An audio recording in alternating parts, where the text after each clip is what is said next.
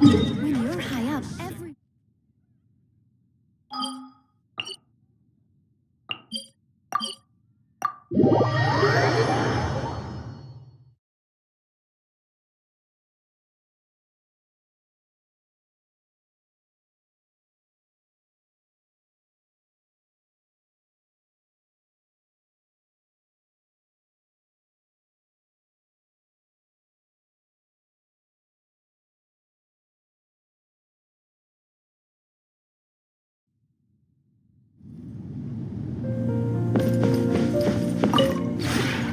This realm is...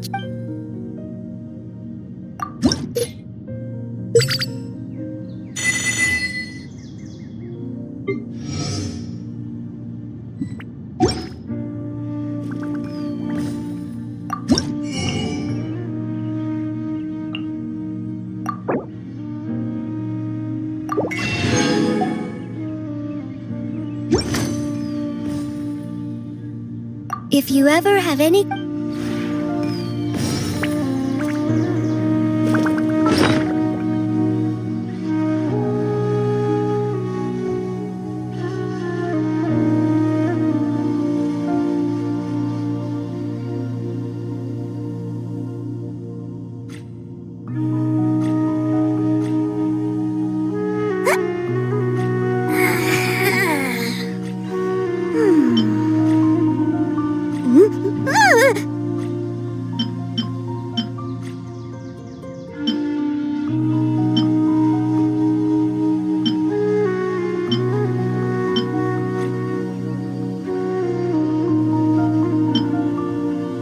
First, I mark up the price by 30%, and then I offer a 20% discount. More Mora for me, and the customers still feel like they're getting a bargain. Now that's what I call a win-win. Huh? Ta-da! No! Oh, fine.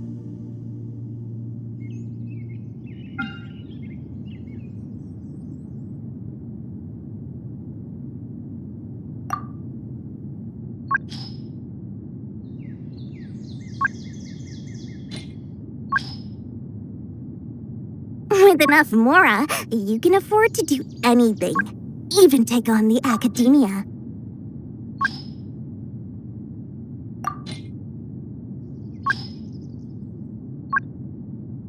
Huh?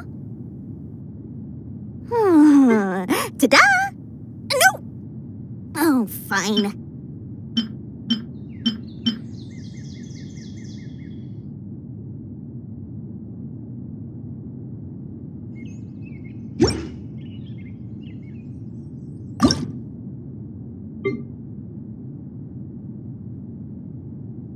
I love Mora, and Mora loves me. I make Mora, and it makes me happy. La la la la la.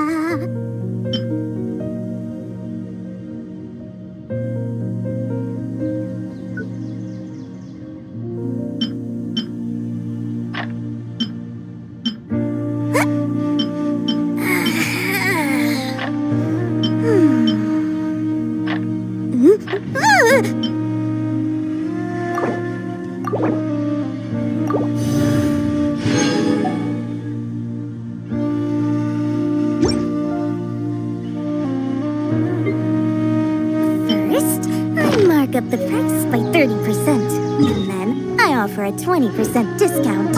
More Mora for me, and the customers still feel like they're getting a bargain. Now that's what I call a win-win.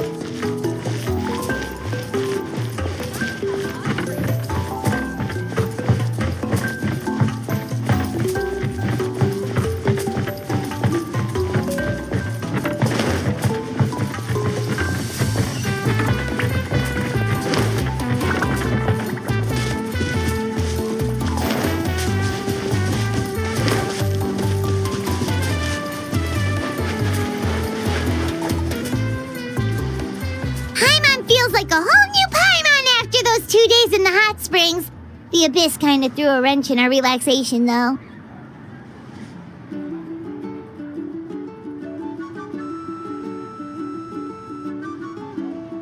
Still, spending time here really has felt like a vacation.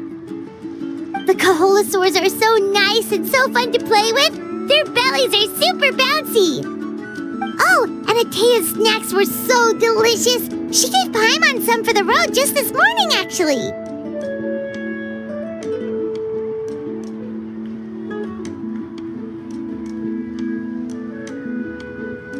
Yelling at some kids who got caught throwing stones in the hot springs, so not much has changed since we first met her.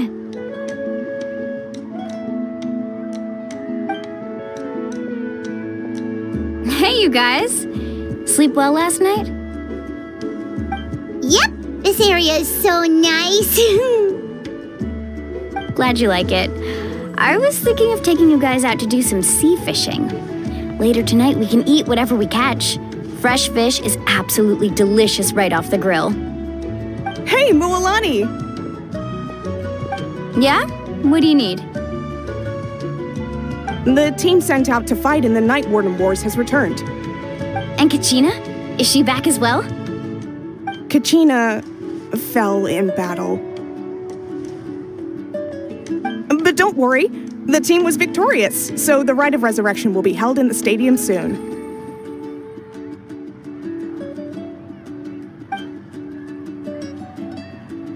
That's a relief. The Abyss is cunning, and it was her first time. Mistakes are bound to happen. Exactly. She deserves to hold her head up high. All right, thanks for letting me know. We'll head out in a bit.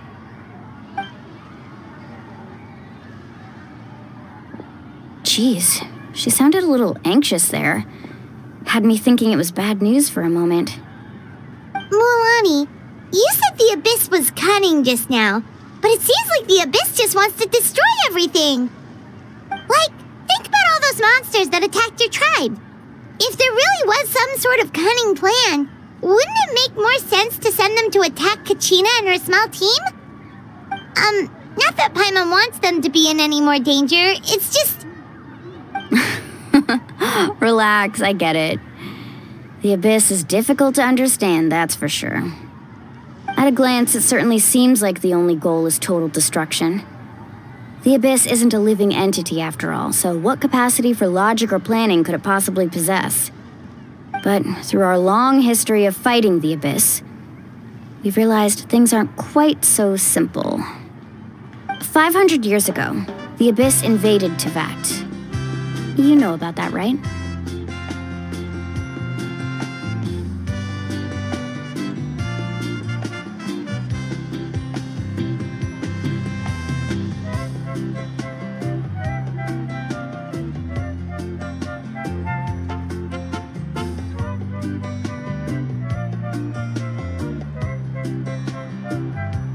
That's right. Conria suffered greatly during that time. But so did every other nation in Teyvat. And Natlan was the worst affected of all. It took the combined efforts of the then Pyro Archon and heroes from every tribe to finally repel the Abyss. Even so, the effects of the invasion lingered for hundreds of years. only able to be reversed little by little. Our tribe's waters were contaminated. The Children of Echo's territory was overrun by dangerous sludge surging from underground. Unrelenting black winds tore across the lands of the Flower Feather clan. It was like each disaster was designed for a specific tribe.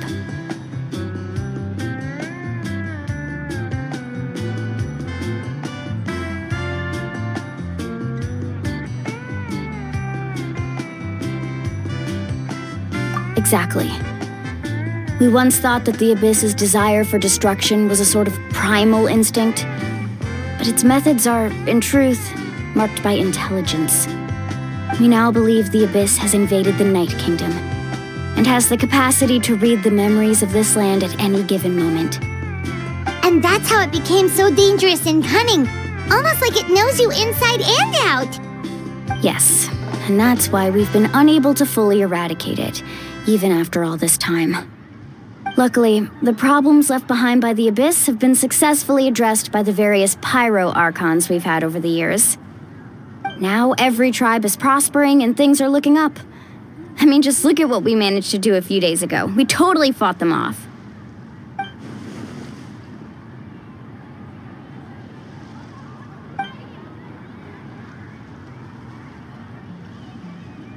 You must have had to sacrifice a lot to get to this point. Every battle, every sacrifice is in pursuit of a future where we get to stop fighting. Responsibility, duty, unavoidable burden. Everyone in Natlan views the war differently. But I believe we will be rid of the Abyss one day, and the efforts of all who fought against them will become a story for the ages. To think that my name could survive in ballads passed down to future generations, it's kind of romantic. Everyone has something that drives them forward, you know?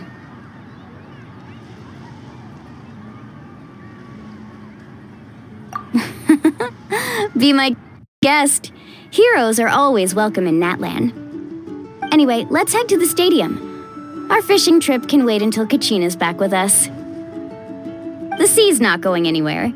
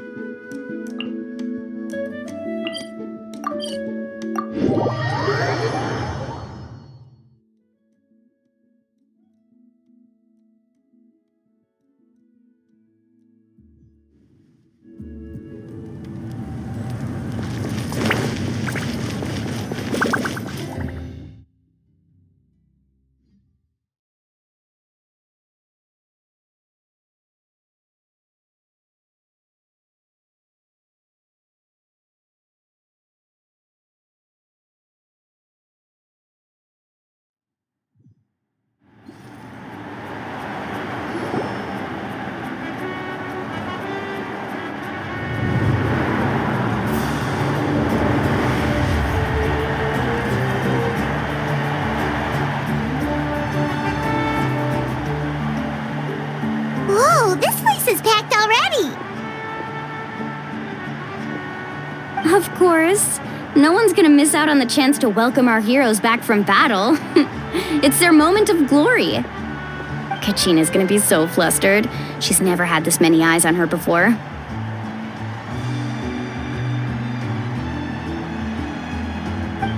Yeah, she doesn't seem like the kind of person who likes being the center of attention. Looks like I'm just in time. Kanich, you're here! Yeah, a commission ran longer than expected, but I made it. I heard about the incident with your tribe, Mualani. Is everyone all right? Yeah, it's all taken care of. Our new friend here's got some tricks up her sleeve, by the way. She's just as strong as Kachina made her out to be.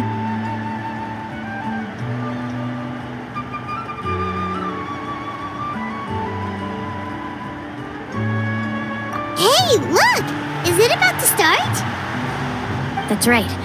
Someone will come out and recite a eulogy, And then we'll sing the Ode of Resurrection together. Come on, let's find a spot with a good view. When the singing starts, just follow my lead and you'll be fine. Let's go somewhere higher up so Kachina can spot us.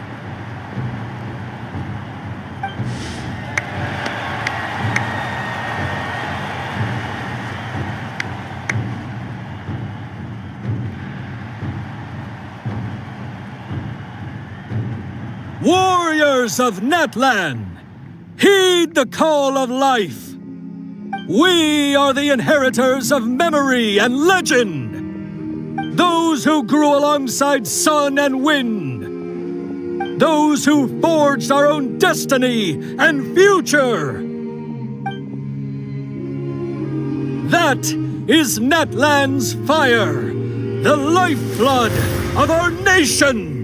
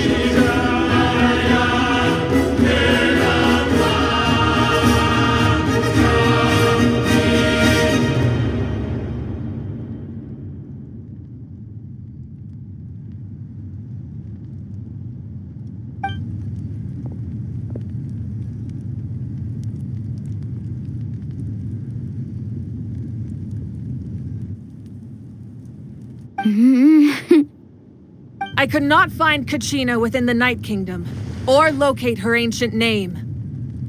What? What does that even mean? Usually once the Ode is complete, the Pyro Archon and resurrected person will emerge from the flames. But something went wrong. What's going on? This has never happened before. Well, I think it's pretty obvious. Clearly, the team sent to fight the Abyss didn't win after all. Think about it.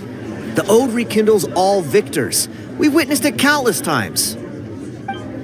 Since the Archon couldn't find Kachina in the Night Kingdom, that must mean there's more to this victory than meets the eye. Hey! You just haven't gotten over the fact that Kachina beat you in the pilgrimage! Pathetic. The both of you. Your wild guesses are misplaced. We completed our mission. Maybe you did, but who's to say whether that little girl even contributed at all? Maybe she got scared and ran off. Why would the YUB recognize someone like her, even if she was on the winning team? How dare you insult a hero of Natlan like that? Kachina sacrificed herself to repel the Abyss.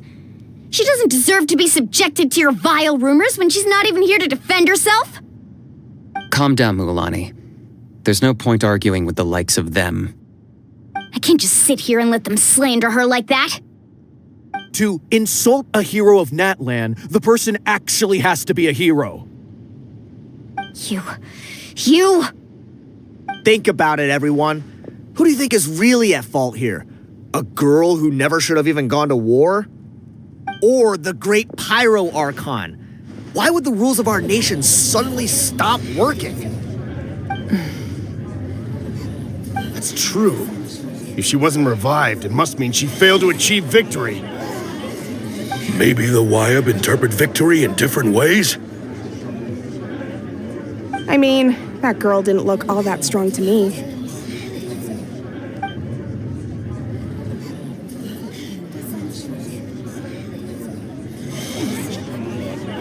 Kachina wouldn't have run! That's not like her at all! No, she's been waiting for this moment for too long. No matter how daunting the situation, no matter how scared she might feel, she's always the first person to stand up and face it head on. We don't even know what happened, so don't you dare try to use this as an excuse to vent your anger or slander her reputation. Fine. We'll find out what happens soon enough. Then, we'll see who truly deserves glory. That's enough. There is no doubt about today's victory, or Kachina's part in it. She is a hero worthy of our admiration and celebration. However, the failure of today's ceremony is undeniable. Kachina has not been rekindled, and I offer you all my deepest apologies as I continue to investigate this matter. To prevent further casualties, I have decided to suspend the pilgrimage until this matter is resolved. What? No one is all-knowing. No one is infallible, not even myself. But doubt is a means by which we seek the truth, not a weapon we wield against others. I didn't mean it that way, Archon. If there are things you wish to clarify, then ask me directly. Doubt my answer if you wish, but now's your chance. You have concerns? State them. No, of course not. Even though I have said nothing to change your mind, then it would seem the truth never mattered to you at all. That guy doesn't even have the courage to answer the Pyro Archon's question. So much for all that glory talk earlier. I have a question, Archon. My friend Kachina. Do you have any idea where she is? It's extremely important to me. I know you said you were investigating the situation, but I'm sorry, that's not enough. I've already shared everything I know. If you want to learn the truth and rescue your friends sooner, you should join the investigation. So, what do you say? Of course I'll join. In that case, come see me in the speaker's chamber. We should join them. Oh, and if it's not too much trouble, could you drop by as well, Traveler? I'd like to have a chat. Rest assured, everyone, I'll keep the tribal chiefs informed on the progress of the investigation. Once again, I apologize for the outcome of this ceremony. If there are no further questions, let's part for now. Did she just ask us to come along? I believe she did. Let's go. I'd like to know what's going on myself.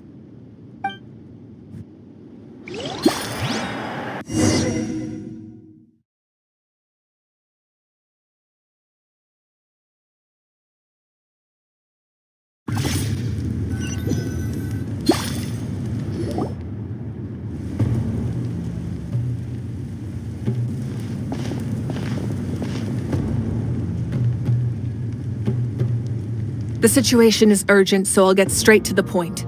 Kachina is undoubtedly a hero of Natlan, and I'm deeply sorry this happened to her.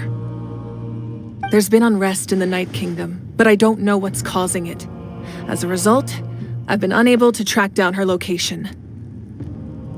Until we find and address the cause of the unrest, the Ode of Resurrection will continue to be ineffective. And that means Kachina won't be able to come back? That's correct.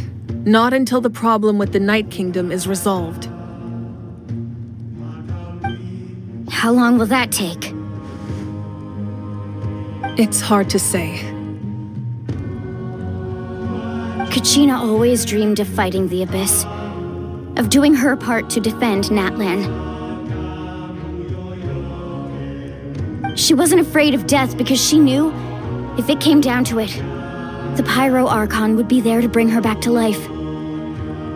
Whenever we sat down together, exhausted from training, she would always hum the Ode of Resurrection.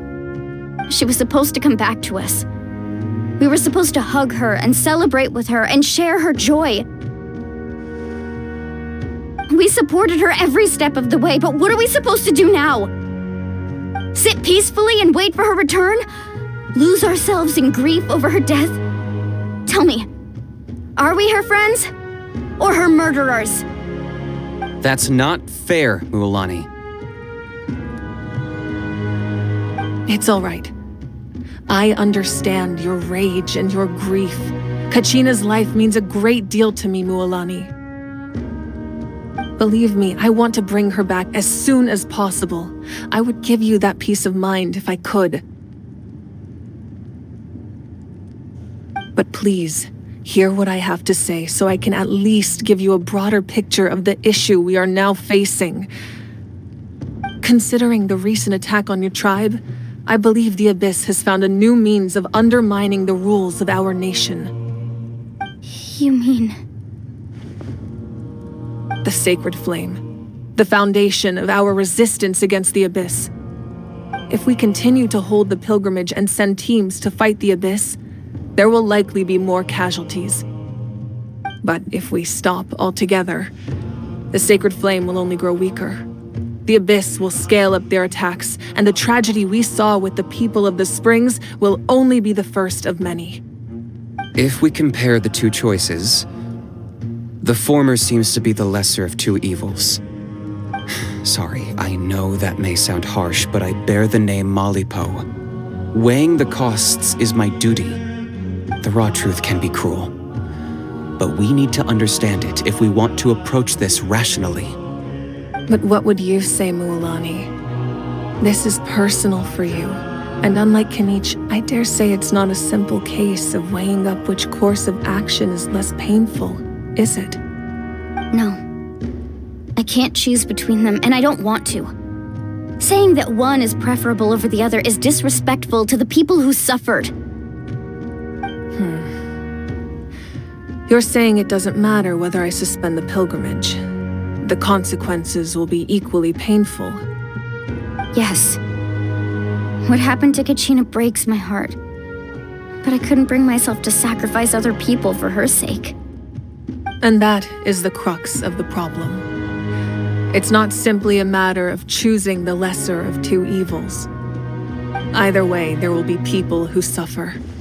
And the end result will be the same. Belief in the pilgrimage will waver. Once doubt has crept in, the people will no longer unite in battle against the Abyss. And that is exactly what the Abyss wants. Their ultimate goal isn't to break the rules that make the Ode of Resurrection work. It's to destroy the people's faith in them. To prevent what happened to Kachina from happening to anyone else, we need to suspend the pilgrimage. So that is my current plan. And in the meantime, I've made efforts to strengthen each tribe's defenses. Then, we have to find another way of strengthening the Sacred Flame to keep the Abyss at bay. This won't be easy. I'll need time to figure out the best approach. I understand your anger, Mualani, but I hope that provided some clarity at least. Wow. Hyman thought things were gonna get heated for a second, but the Pyro Archon took the time to explain everything so patiently. I owe you an apology, Archon. I let myself get carried away earlier, and I'm sorry. You're right. We need to focus on finding solutions. We could always hold the pilgrimage without sending a team to fight in the Night Warden Wars. That way, we would still be able to fuel the Sacred Flame. I've considered that, but the two events have nearly always been linked. Without the chance to fight the Abyss, pilgrimage rankings lose their prestige, and competitor numbers will drop. With fewer participants, the amount of contending fire produced will decrease, and the vicious cycle will continue indefinitely. So, essentially, the Abyss has taken Kachina hostage. You've learned about the concept of ley lines during your travels, yes? The Night Kingdom is something similar. Staying there for a short period of time shouldn't have an effect on the person. But with the Abyss in the picture, it's a different story. Your sense of self will be devoured until eventually you become one with the Sea of Souls.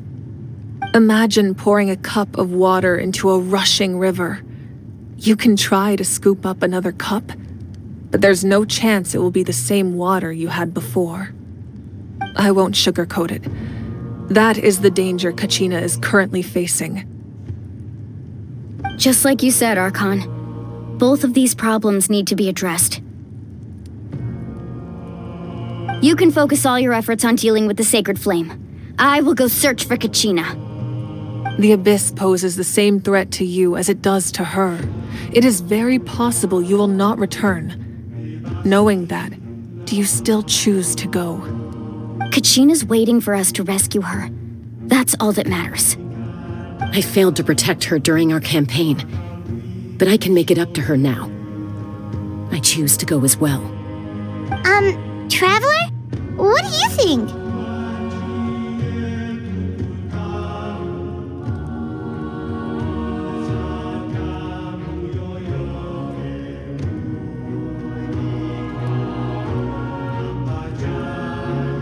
Understood.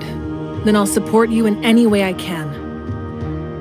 The Masters of the Nightwind have a technique that can extract an ancient name from the ley lines. If we can find Kachina's ancient name, I can use the link between them to pinpoint her position within the Night Kingdom. Then comes the hard part. You need to visit the Night Kingdom in person and rescue her. But isn't the Night Kingdom a land of souls? Can we even go there? Under normal circumstances, only the consciousness can enter. But there is a way to go there in person. However, know that the Night Kingdom will attempt to repel you, and the Abyss certainly won't leave you be. That's fine by me. Same here. Fighting the Abyss is nothing new for me.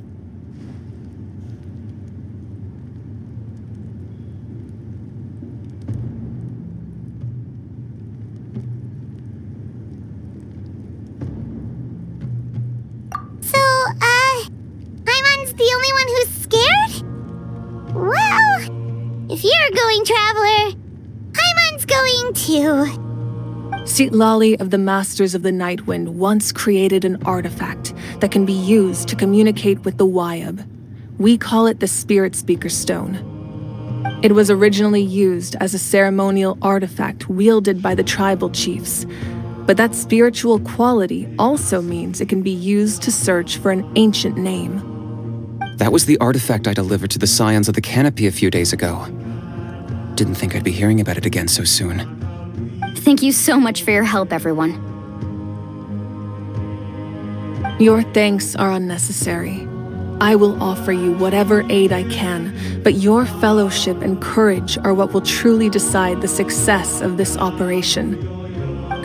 Besides, you're the ones helping me. I can only focus on one thing at a time, after all. Traveler, I certainly didn't expect our first conversation to be so serious. I've heard all about your accomplishments. Ever since you arrived, I've been hoping to meet you and offer you Natlan's highest level of hospitality. Why? Why? Is that not what happened in the other nations you visited?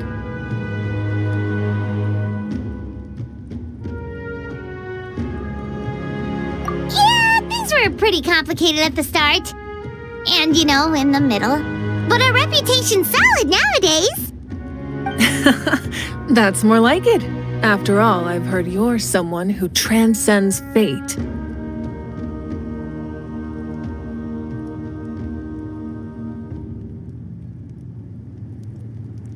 Perhaps even more than you can imagine. But we can talk about that some other time. Ideally, this would be the perfect night for a drink and some musical ambiance. But there are important things to be done. Oh, I almost forgot. Atea was wounded in the fight against the Abyss. She wanted us to give this to you. It embodies fond memories and my strength of will. That's what she asked us to tell you. She said you'd know what that means. I didn't think this day would come so soon. The flames of her life force. I can feel them flowing within the talisman. If things were different, the two of us could have enjoyed the hot springs together while she gave this to me in person. We're supposed to be hot spring buddies after all. But don't worry. This talisman means a great deal to me. I'll take good care of it, and once this is all over, I'll pay Atea a visit.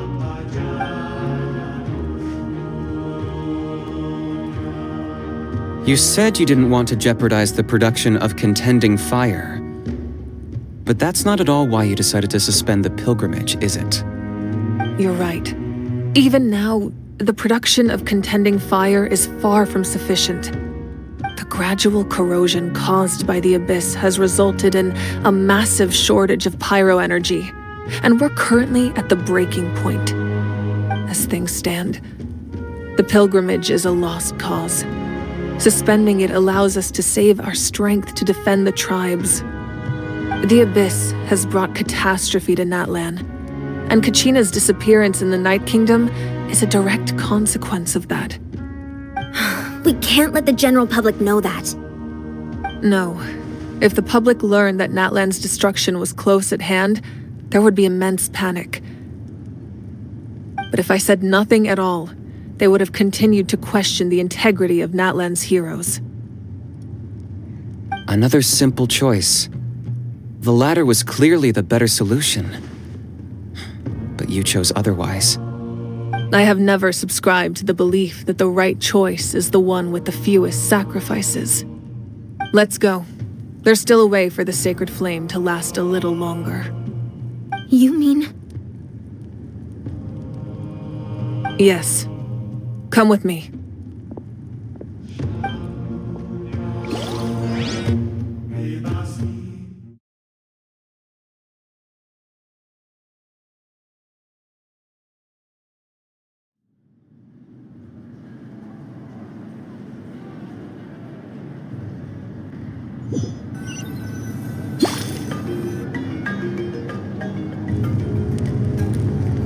The sacred flame must never go out. Not only does it strike fear in the Abyss, but it's also the pillar of Natlan's stability. So until our heroes are ready, I will sacrifice my power to keep it burning. But that can only last so long. I think we should focus on the remaining ancient name-bearers.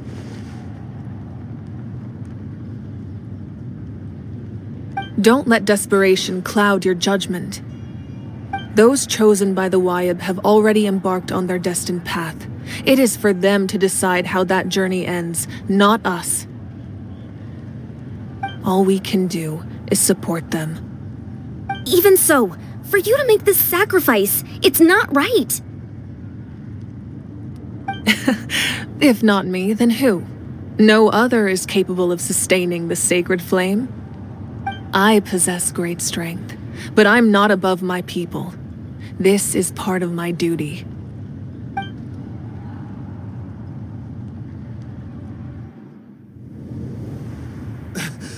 Archon, it's the Fatui!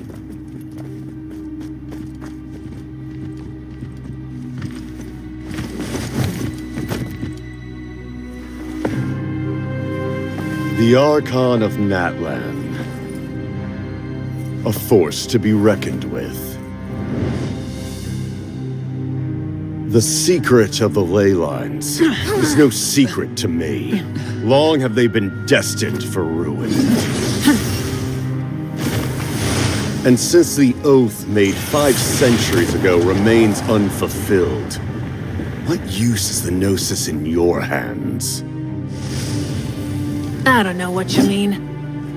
But it sounds like this is about more than the Tsaritsa. In times of crisis, someone must pick up the mantle of salvation. Your plan has reached an impasse, and now it falls to me to create new rules for Natlan.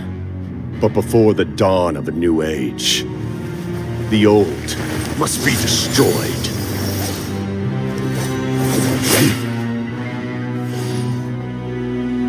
I assume that's the end of your speech? Good. People like us. Let our blades do the talking!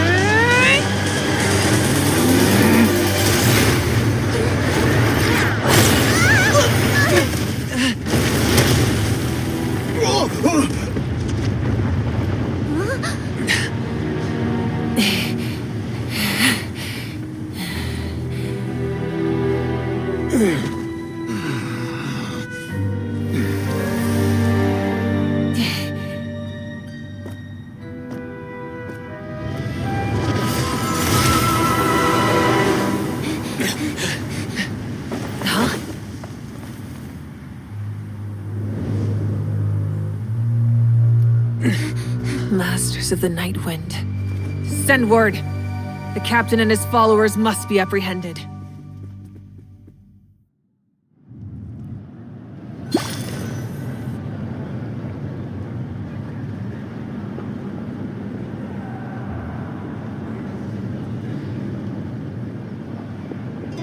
Are you alright, Archon? He was a formidable opponent.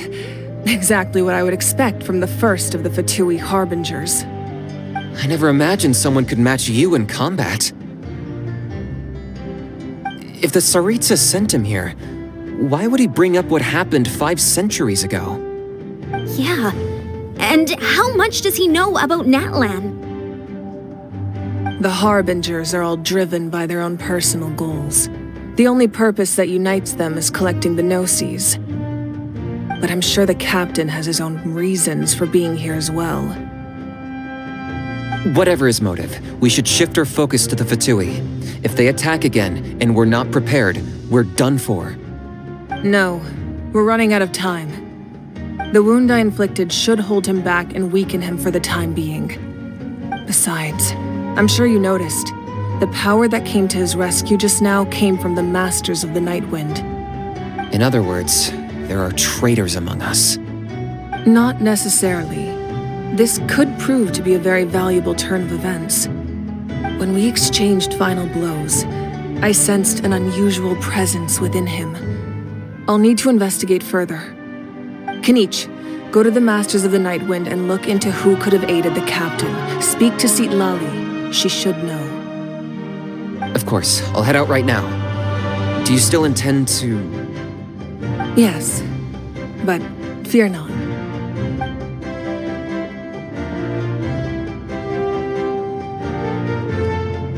Natlan's strength has never rested solely in its Archon.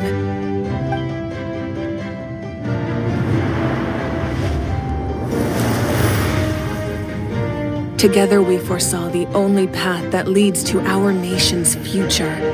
We must trust in that vision now.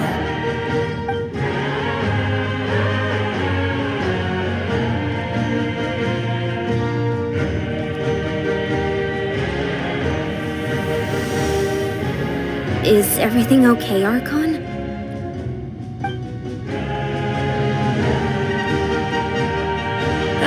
Completely fine. Just lamenting the fact that I never got a picture when I could still turn my hair into flames. Too late now. I just hope the others have a safe journey.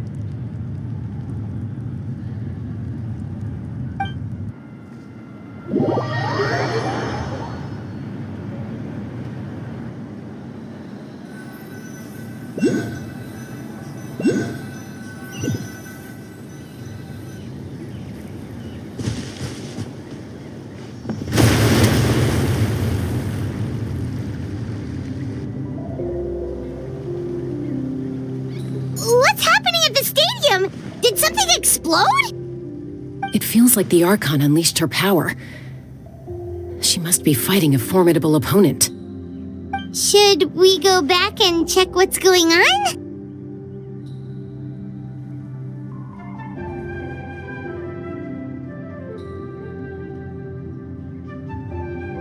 Have faith in the Archon.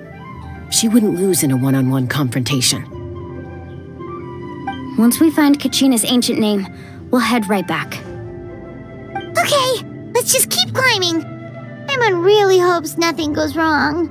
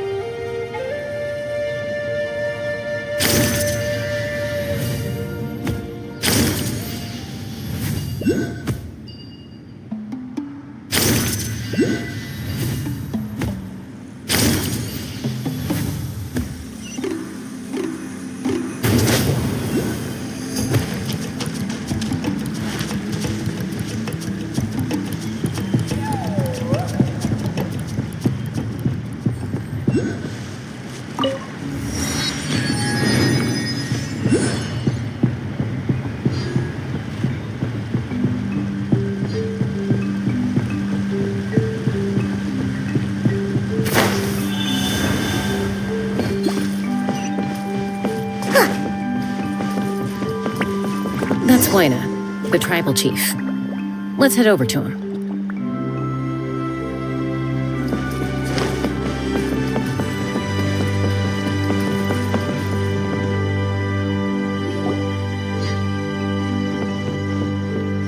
Chaska. Nice to see you again, Huayna. I'm afraid we don't have time for pleasantries, so I'll get right to it. We're here for the Spirit Speaker Stone. Whoa, hold on a second. At least tell me why you need it first. My friend Kachina is trapped within the Night Kingdom. We need the stone to find her ancient name and rescue her.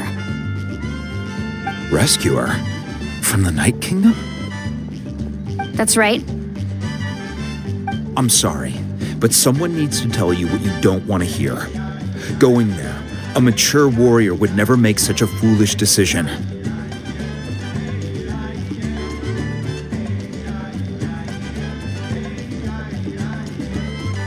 The nature of battle is unpredictable. You never know how it's going to end. Losing a friend is tragic, but when that happens, the best thing you can do is focus on how to prevent further casualties. I appreciate what you're trying to say, Chief Huayna. But if the price of maturity is abandoning a friend in need, I'll choose foolishness any day. If Kachina's still holding on, then so will I. I thought you might say that. Is something wrong, Huayna? This doesn't seem like you. Life isn't complete without taking risks. That's always been your mantra. It's nothing. The Night Kingdom is a dangerous place. Can't blame me for checking if you were up to the task. If you're that determined, far be it from me to stop you. Here's the stone. Keep it safe, okay? It's not like we have a spare. Thank you. Huh. Seems like you two go way back. But aren't you from the Flower Feather Clan, Chaska?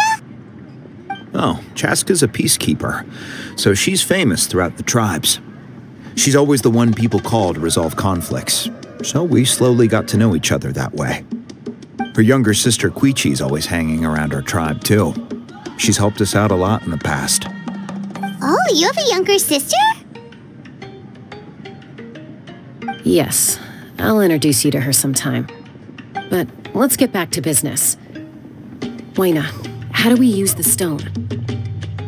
As you probably know, your intended destination is completely different from the real world. The Night Kingdom is like a river flowing with concepts, and the ancient name you seek is like a tiny fish swimming downstream. In that sense, the stone is like a fishing boat drifting down the river, but the boat alone isn't enough. You need a fisherman experienced enough to steer it in the right direction. We couldn't do that ourselves? With a little practice, I'm sure you could. You have the strength and the talent. If you want to make sure this works, though, I could recommend someone to you. Who? Vichama, a legendary warrior and scout from our tribe. He's got a keen eye and a well-honed intuition. Even his ancient name means to seek. If you're fishing for a name, you're gonna want him on the boat. Vichama? Why does that name sound familiar? He's one of Auntie Atea's hot spring buddies. I've heard stories about him. Where can we find him? Ever since Malco passed, he spends most of his time gazing out at the scenery from the cliff tops. Follow the path that way, and I'm sure you'll find him. Thank you. We'll go look for him there. Good luck. I hope everything goes well.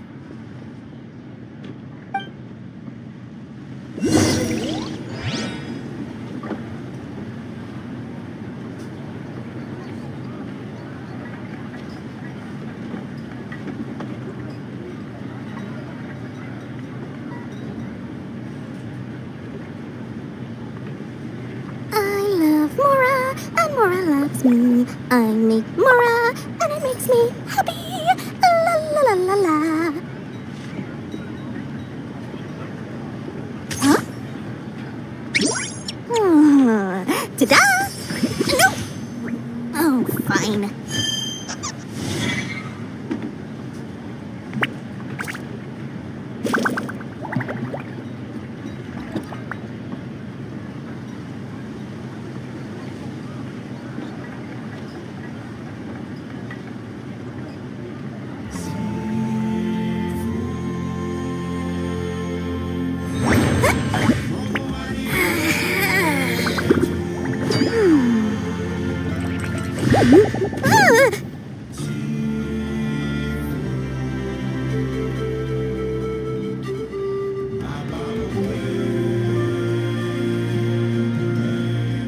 With enough Mora, you can afford to do anything. Even take on the academia.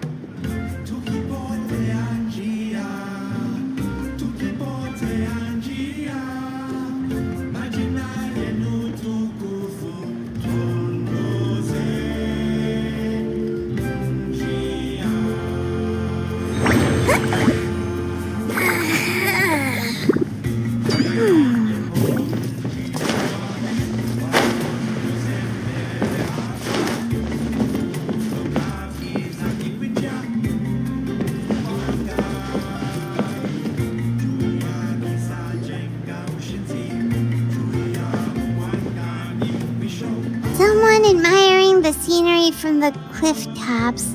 Ah! That must be him! Hello there, are you Vichama? That's me. Did you need something?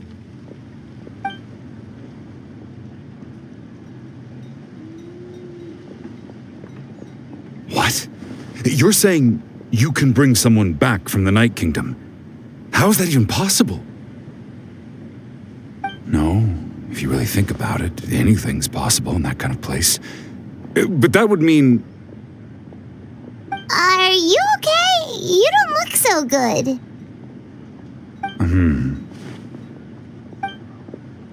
Everything's fine. I'll help you, but I do have a small request. After I help you find Kachina's ancient name, I want to use the stone to look for my friends as well. Your friend? Oh, why not mention someone named Malco? Is that who you're talking about? Yes, but I'd rather not get into it if it's all the same to you. That's not a problem. We agree to your request. Yeah. Since you're helping us find Kachina's ancient name, it's only right that we return the favor. Then we're agreed. Can I have a look at the stone?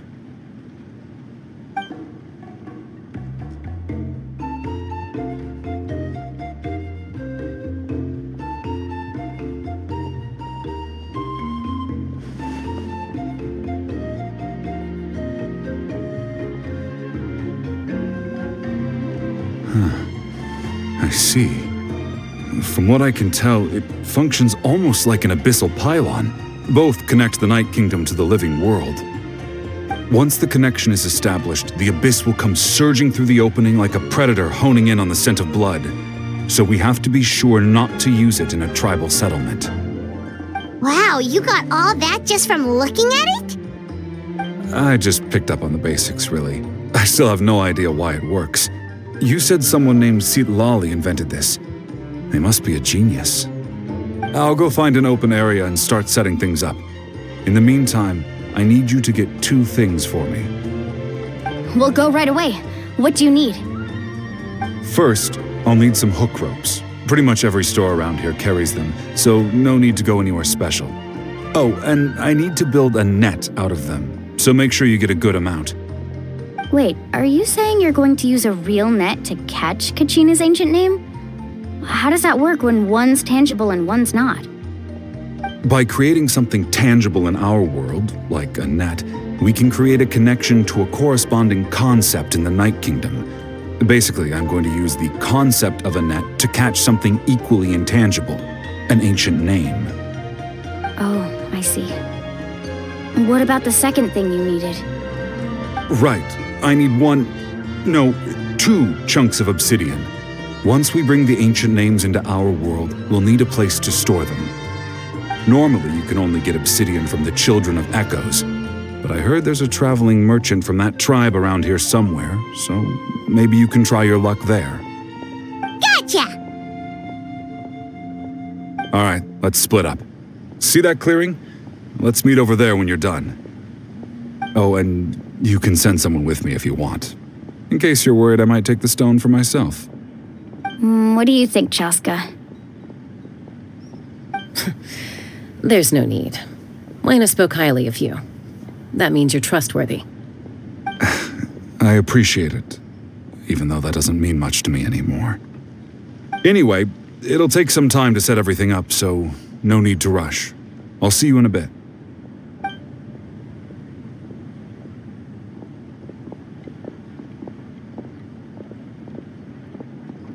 What an odd guy. He seems so defeated, but also really invested in the stone at the same time. I don't have any more insight than you, Paimon. Let's just focus on the preparations for now. Hang on, Kachina. We're coming for you.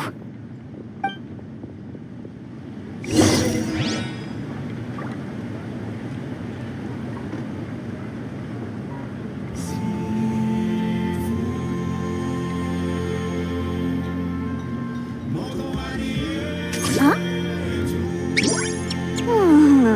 Ta-da! No! Oh, fine.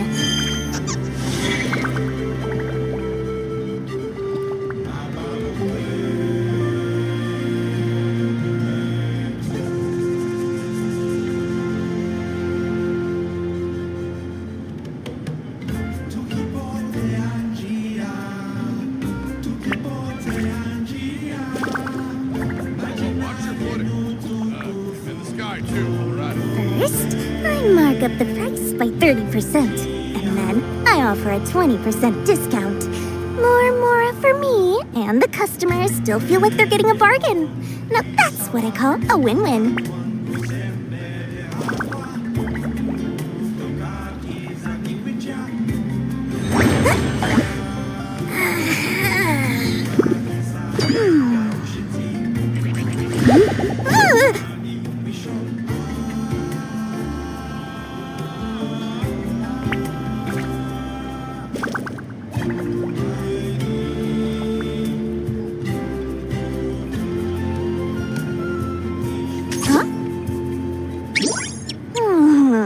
Ta-da! No!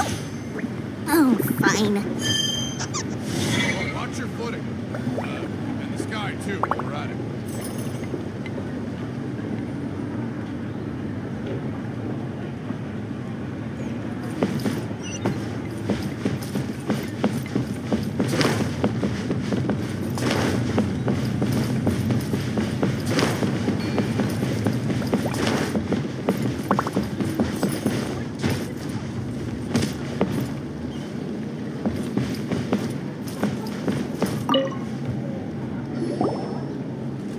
Hello. Do you have any hook ropes for sale? Hook ropes? As in rock climbing equipment? Yes. How much for your whole stock? Oh, the whole thing? Let me see. That would be 30,000 mora in total. Deal? Deal. Wait, really? What, you want me to drive down the price? We just need these as fast as possible. Thanks. Oh, no problem at all. I'll even pass along some information on the house. These ropes are usually used by rock climbing enthusiasts. If you want to learn, Roka's the person you want to ask. All right, that's everything. Here you go. Now we need the obsidian. Let's go talk to the traveling merchant Bichama mentioned.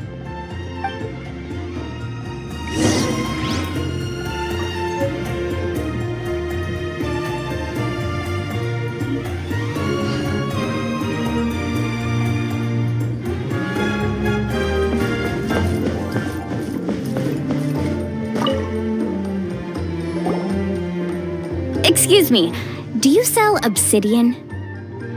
Why, yes. I've got a chunk for sale right over there. Perfect. Is that the only one, though? We actually need two.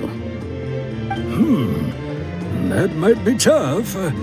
Tell you what, I'll take a look through these boxes over here and we'll see what we can find.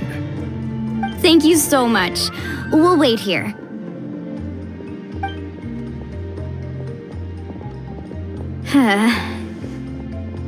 Relax. Everything's going according to plan. I know, it's just... I could tell Vichama feels the same way about his friend that I do about Kachina. I hope this chunk of obsidian isn't the only one. Kachina always carries all sorts of shiny stones with her. If I was the one trapped in the Night Kingdom, she'd have a whole pile of obsidian ready in a heartbeat. Well, would you look at that? I did bring an extra. Here you go, young lady. How does it look? Perfect! Thank you. How much do I owe you? If you hadn't shown up, these stones would have just sat here collecting dust. I'll take 3,000 mora for both. Here you go. By the way, I heard you mention Vichama just now. You running an errand for him, then? How's he doing?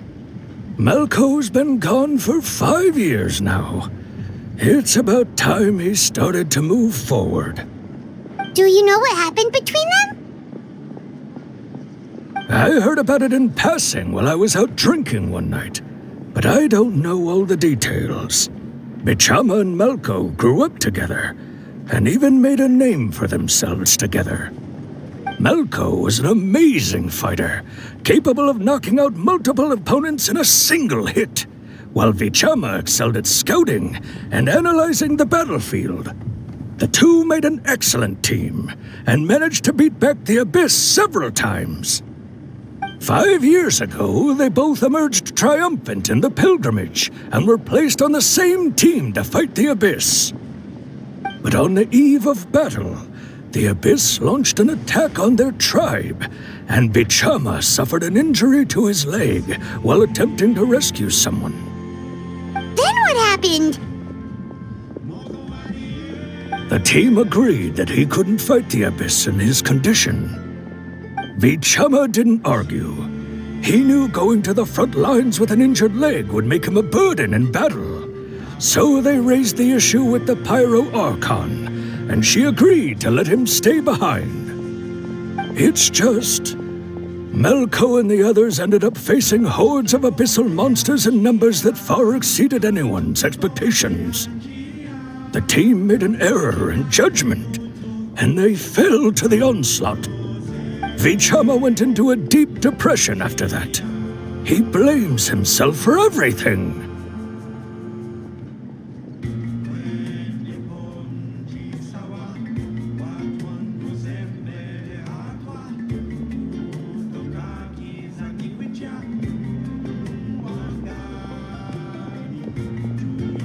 Oh, you're not wrong.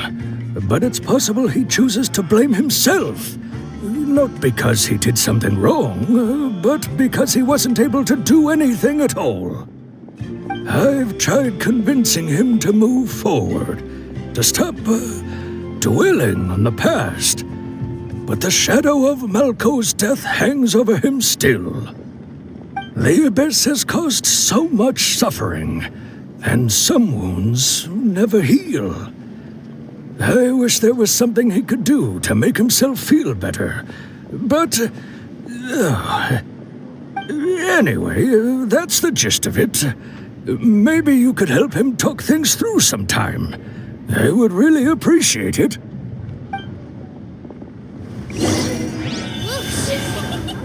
No one can catch me.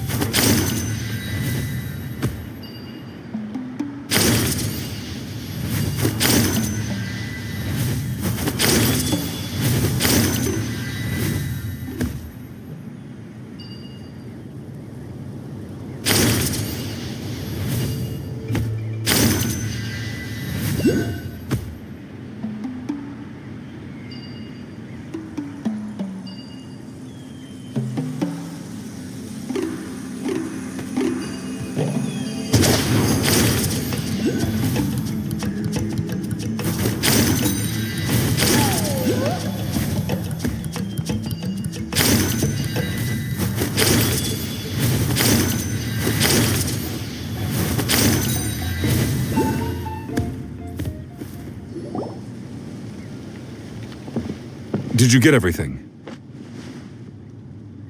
Yep, it's all here. When do we start? I've made all the necessary adjustments, so we're good to go.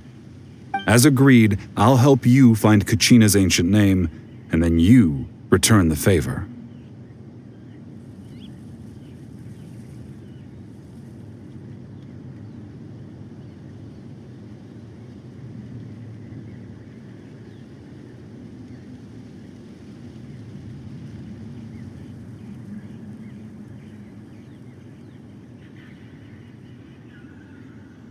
Go ahead.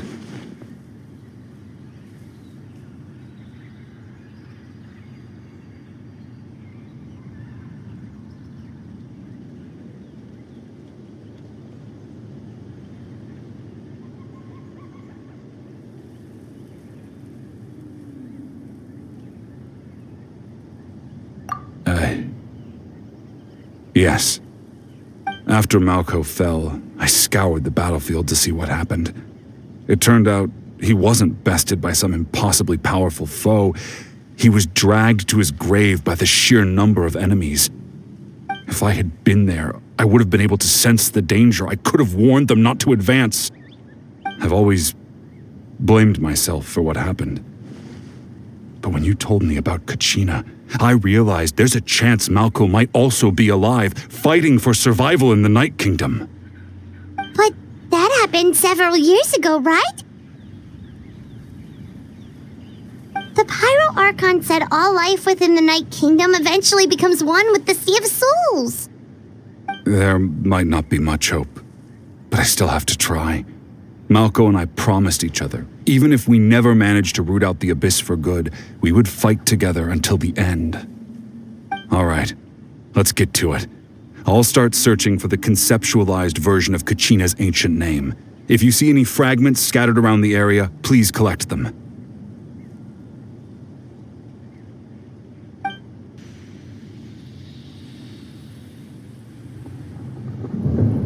Make sure you prepare yourselves for battle. As I said, the stone will link the mortal realm to the Night Kingdom. The Abyss will likely emerge in response. Look at that golden thing! It must be one of those fragments Vichama mentioned. Let's get closer! I bet even the caravans can't move under these conditions. I'm losing Mora here.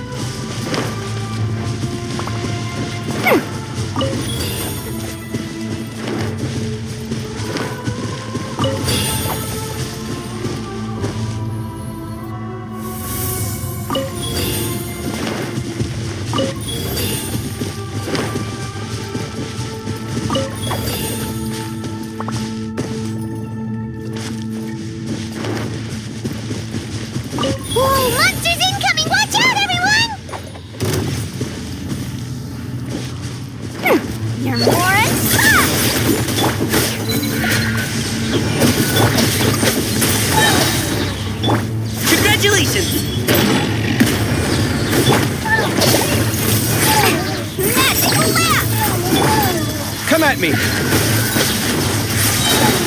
Watch and learn!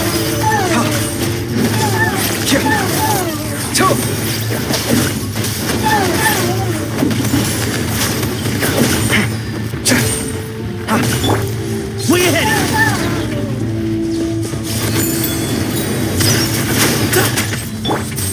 Alley-oop!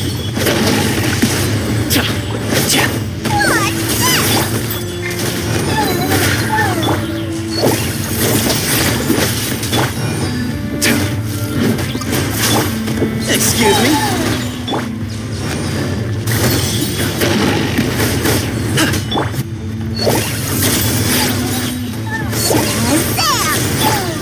Sight clear! Way ahead!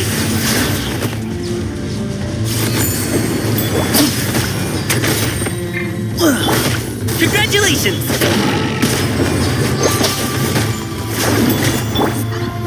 Scanning! Here's the good! Not again!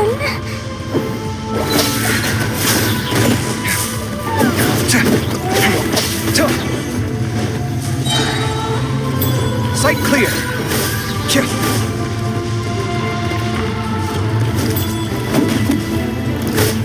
Scanning! Breaking new ground!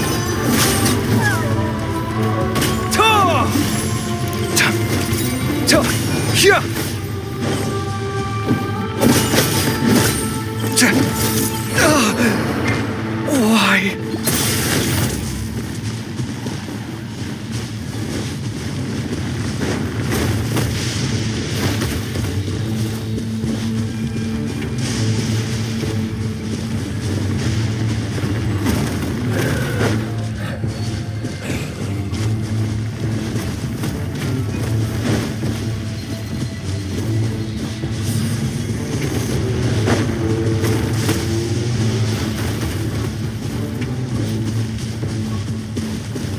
Way ahead!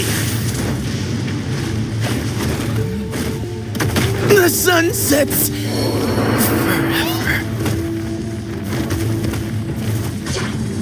Show's over, folks.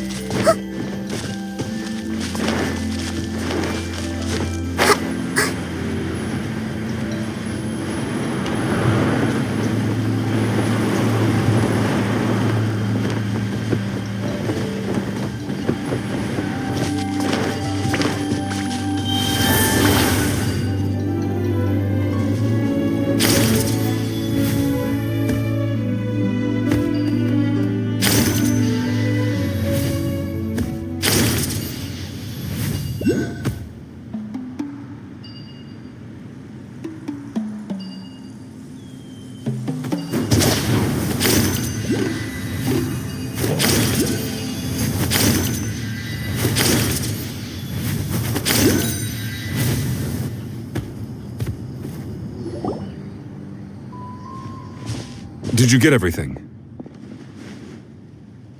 Yep, it's all here. When do we start? I've made all the necessary adjustments, so we're good to go. As agreed, I'll help you find Kachina's ancient name, and then you return the favor.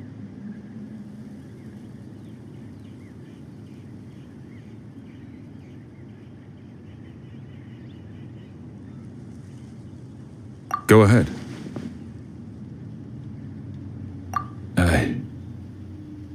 Yes. After Malco fell, I scoured the battlefield to see what happened. It turned out he wasn't bested by some impossibly powerful foe. He was dragged to his grave by the sheer number of enemies. If I had been there, I would have been able to sense the danger. I could have warned them not to advance. I've always blamed myself for what happened. But But when you told me about Kachina, I realized there's a chance Malco might also be alive, fighting for survival in the Night Kingdom. But that happened several years ago, right? The Pyro Archon said all life within the Night Kingdom eventually becomes one with the Sea of Souls. There might not be much hope, but I still have to try. Malco and I promised each other, even if we never managed to root out the Abyss for good, we would fight together until the end. All right, let's get to it. I'll start searching for the conceptualized version of Kachina's ancient name. If you see any fragments scattered around the area, please collect them.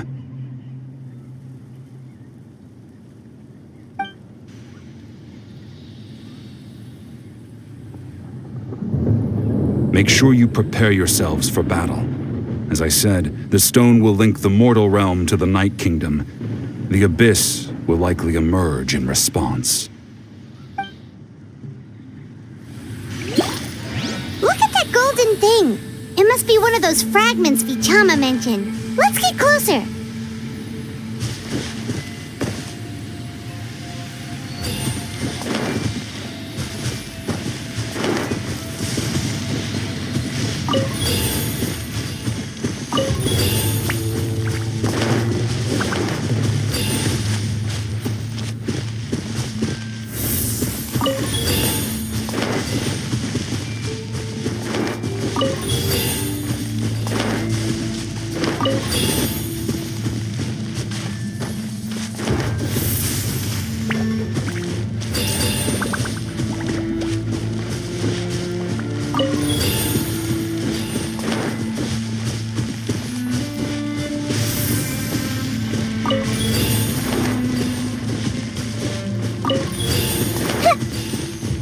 Whoa, monsters incoming! Watch out, everyone!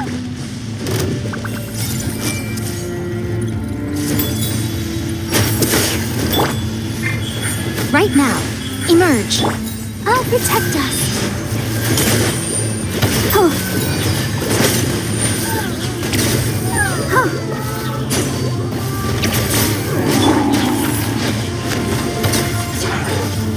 Hey! Earlier!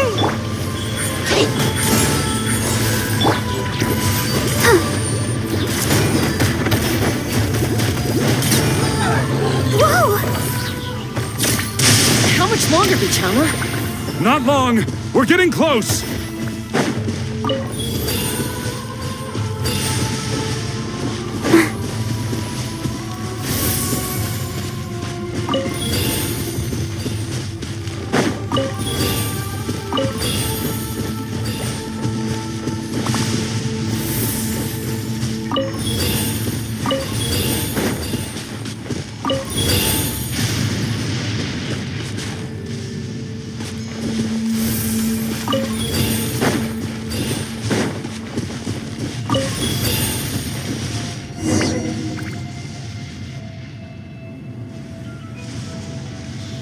Vichama!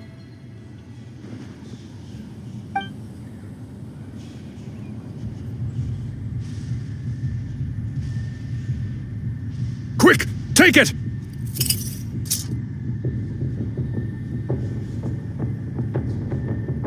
I found Kachina's ancient name. Hang in there, Malco. Just a little longer. Something's not right.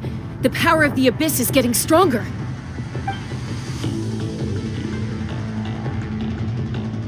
The Abyss is corroding his body.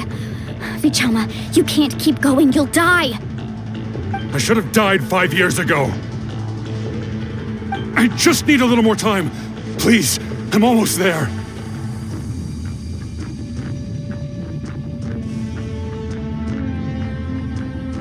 Thank you.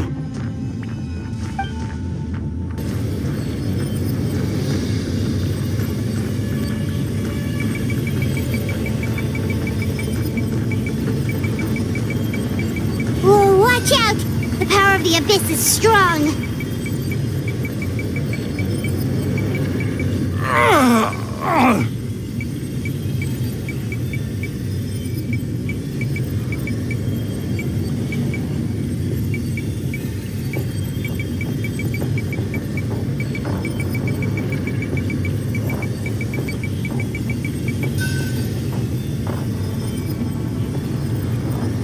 This power. Hanging in there?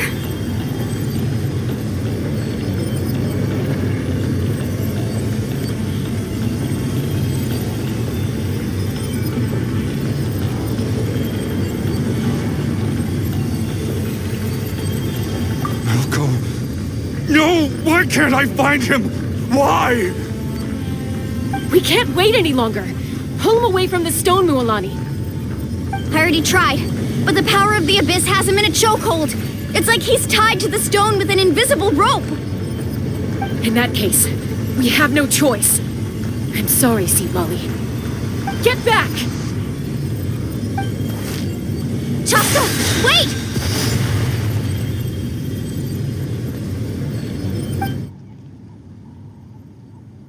Ouch! What happened just now? It looked like the Spirit Speaker's stone was... The stone's power was spiraling out of control. The only way to stop it was to destroy it. You were all caught in the shockwave of the explosion. You might feel dizzy for a while, but that's normal. Give us a heads up next time, will you? You're lucky we managed to dodge it in time. I thought I said to get back. Yeah, barely a second before you made it go poof. Not everyone has your reflexes, Chaska. We were this close to getting dragged into the explosion. Okay, I'll be more careful next time. At least Kachina's ancient name is still in one piece. Wait, where's Vichama? Vichama! Vichama! I couldn't find Malko's ancient name.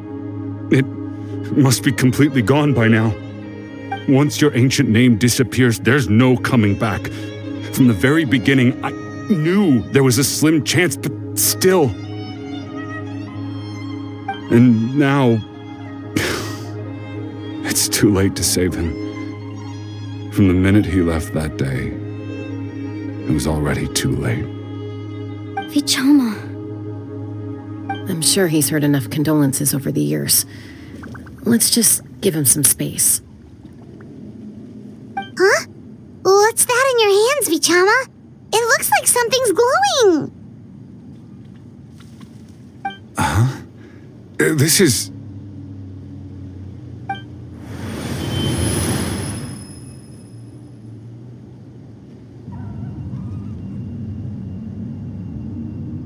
Hey, Malko. Got any strength left? Not enough to swing a sword, but to say a few last words? Sure. Too bad. No one will get to hear them. I never thought I'd actually die on this mission. Not that I'm afraid to die. It's just... hard. Thinking about my mom's face when she hears the news. Guess I have something to be thankful for then. My parents died a long time ago. They won't have to mourn me.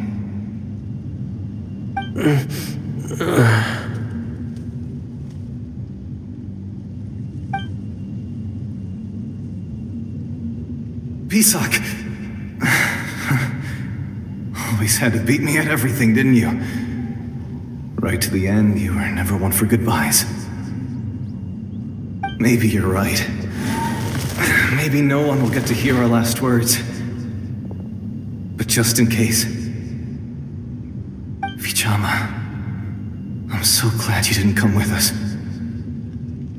Don't be sad. Just keep on living. For the both of us.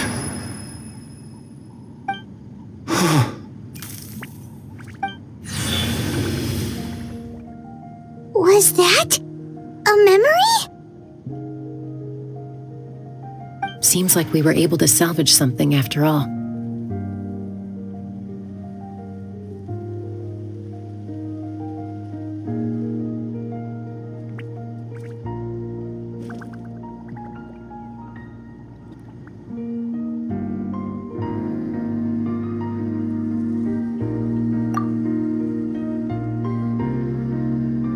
Of course. Seeing him, hearing his voice again, it makes me unbelievably happy. But it also brings with it an even deeper pain. A deeper pain? Why? Malco was always the type to put on a brave face. But in that memory just now, his hands were shaking.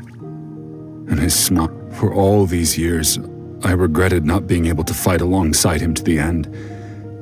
And now I know, at the end of his life, he was thinking the same thing. Vichama! I'm fine. Actually, I heard Chief Wina wasn't really on board with your plan to go to the Night Kingdom. When you asked for my help, I hesitated too. I knew helping you find your friend's ancient name meant leading you one step closer to danger. But I also understood why you had to try. Everyone has regrets in life, but not everyone gets the chance to make up for them. Once allowed to fester, guilt strips us of our most valuable qualities as warriors. In that sense, we might as well choose the braver path from the very beginning.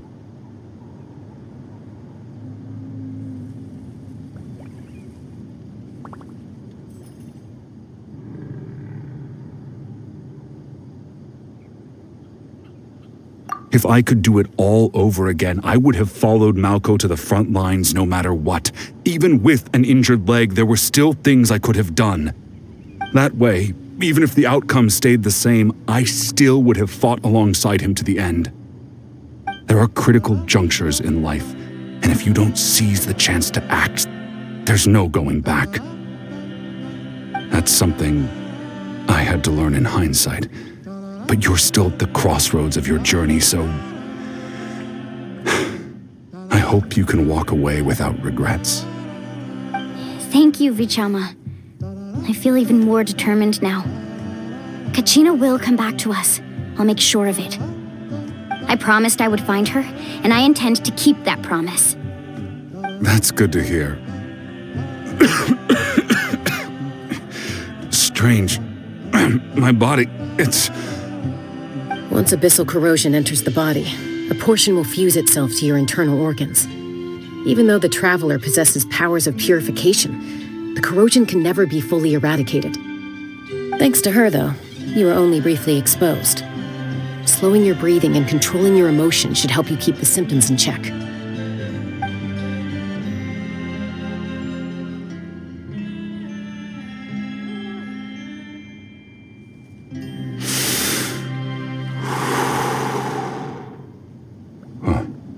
That does make me feel better.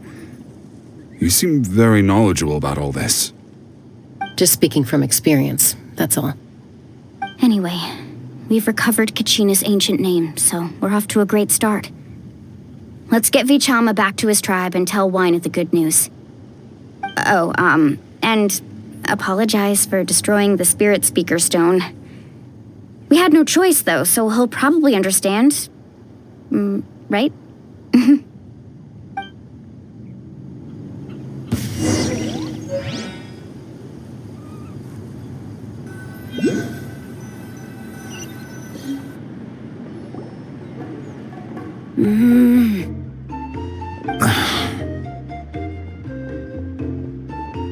Koichi, are you really gonna just stand there like that?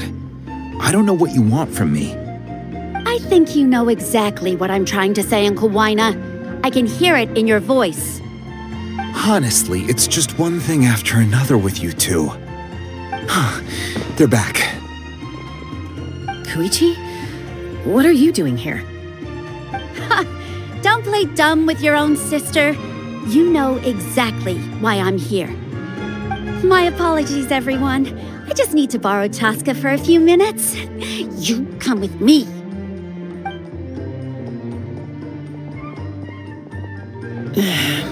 I'll be just a moment. Who is that? Koichi, Chaska's younger sister. Although the two aren't actually related by blood, it's kind of a long story.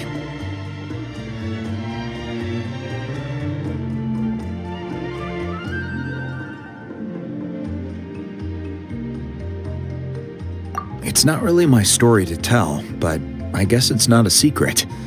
You see, Chaska was actually raised by cuckoo sores. She was afflicted with a rare disease when she was a child and abandoned in the wild as a result. The Abyss found her out there, all on her own, and tried to devour her. But in the end, all that did was trigger her will to live. That strength of will pushed her to survive, but it also planted a seed of conflict within her. Eventually, she was adopted by the cuckoo sores. Wherever they went, she followed, getting into fights right and left. For some reason, Paimon can totally imagine that. Well, when Chaska finally returned to human society, it was Koichi's parents who adopted her. At the time, Chaska still had a habit of getting into fights, so Koichi was always taking her around, apologizing to everyone. Ah, I remember those days. One of those fights was definitely with me. But, you know, kids. You're fighting one minute and your friend's the next. Eventually, she found a way to rein in that desire to fight. And now she's who people call to resolve conflicts. She's known as the Peacemaker. It sounds like she still argues with Koichi, though. Don't siblings usually stop fighting when they get older? That's partly my fault.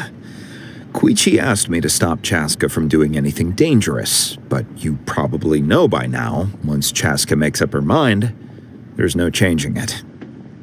Oh, I get it. No wonder you tried to talk us out of going to the Night Kingdom. Chaska even said that wasn't like you. I'm all for your adventure. You need to take risks when you're young, because by the time you're my age, you couldn't attempt something like that even if you wanted to. Better try now than live with regrets later. That's what I say.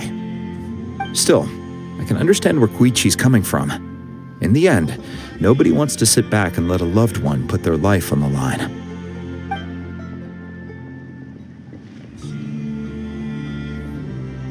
All right, it's just the two of us now. You have 1 minute to explain yourself. I don't have anything to say. You don't have to approve, but you should know I only do what's necessary. That attitude is exactly the problem. It's like you don't care. You try to sneak off to the Night Kingdom behind my back and then play it down as if it's just a trip abroad. Well, technically I am going abroad, right? Again with the excuses! We agreed, didn't we? There are 4 levels of danger. If it's not something urgent, you can only engage in level 2 danger and below. You can only go up to level 3 if a situation is so dire there's absolutely no alternative. But a trip to the Night Kingdom? If that's not a level 4, I don't know what is. And you were just going to sneak into the place without saying anything. What do you mean, sneak into the place? I always planned on walking in there with my head held high. You bought off Uncle Wina, didn't you? He promised me he'd stop you from doing anything dangerous. Oh, it's like he didn't even try. You feel like he went back on his word. What if I told you my mind was made up, and there was nothing he could have done? Not even by force. Oh, I knew it! So he did try to say something, but you didn't listen. This is important. If you were in my shoes, you'd make the same decision. You don't know that? I'm a doctor, and I handle logistics. If you're going to waltz into a dangerous situation where you could lose control at any moment, it's my duty to say something. All right, whatever. Anything else? What do you mean, anything else? Why don't you reflect on what you've done and promise me you'll stay put? Time out. Is this one of our normal arguments or a serious one? Chaska, does it sound like I'm joking? Then, you need to know something. What happened to Kachina was partially my fault. I can't leave her there to die. That's not who I am. But the person you become when you lose control, that's also not who you are. That's a different issue. You said it yourself. A person is only as good as their morals. If I want to live in Natlan, I need to display qualities that make me worthy of this nation. I've also told you that managing your condition is equally important. Sometimes you have to make sacrifices. All right, let's stop this here.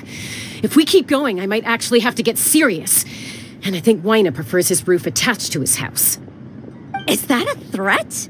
That sounds like a threat to me. Koichi! Younger sisters are supposed to listen to their elders. So, you're really going to go, no matter what I say? I'm supposed to be your sister. Then support me. I'll be back. All you have to do is wait. Chaska. So, that's it. Why'd you have to turn out to be so darn annoying?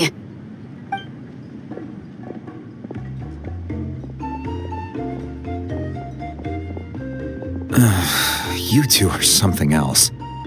Something you wanted to say? I know you aren't related by blood, but you two sure are similar. Really?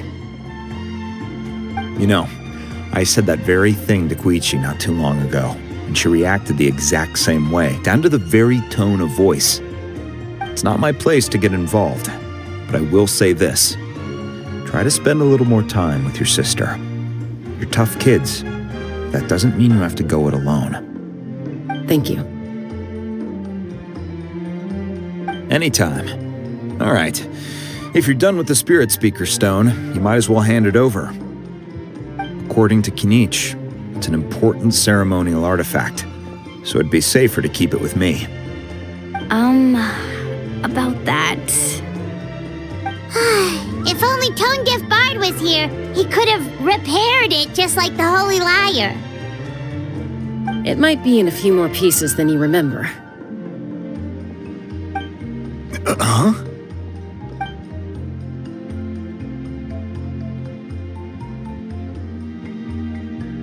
I see. Sounds like it was an urgent situation. If someone's life was on the line, then you had no choice. Still, Citlali's going to be a nightmare to deal with now that you've broken her stuff. I'll explain everything to her later. Stay safe out there in the Night Kingdom, okay? I'll wait here for your safe return.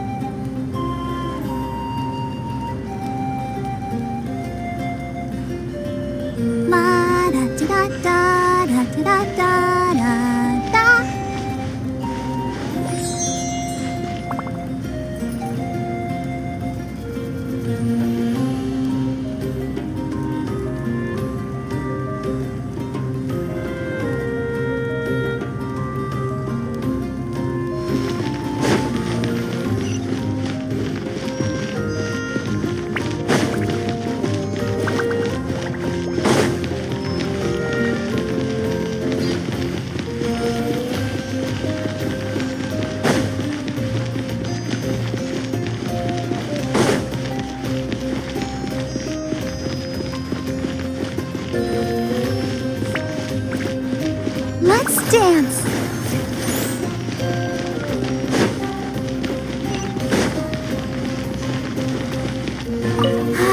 Keep going.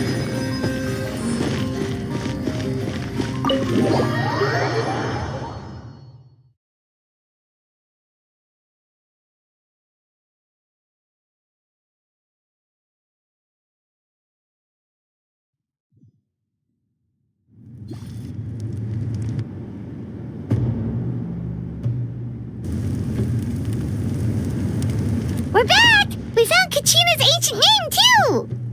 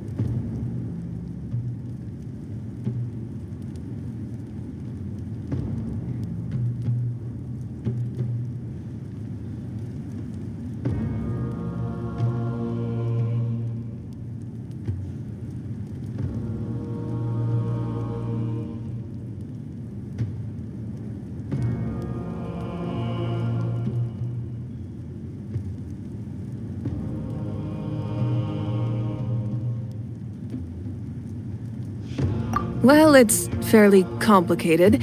Let me give you the condensed version.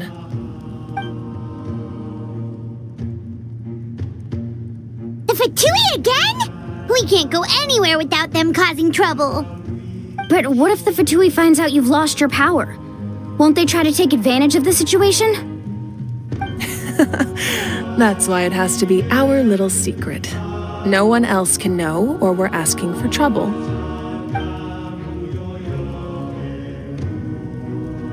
Look, I wish I could offer you some sort of consolation, but I won't lie to you.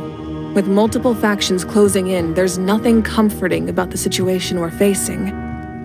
Still, all you need to do is focus on your goal. You can leave the complicated matters to me. I can also step in on the Pyro Archon's behalf. There's a limit to what I can accomplish, but I'll help you however I can. There's no need to be so modest, Yan-san. Your incredible strength has long been a well-known fact. You're the pride of your tribe. Archon, I'm sorry about before. You have so much on your plate, so much that you have to worry about. But all I could do was focus on my own feelings. You have nothing to be sorry about. We all get overwhelmed by our emotions, myself included. Your reaction to Kachina's disappearance, I understand that feeling very well. Well, now that we have Kachina's ancient name, let's go track her down. Follow me.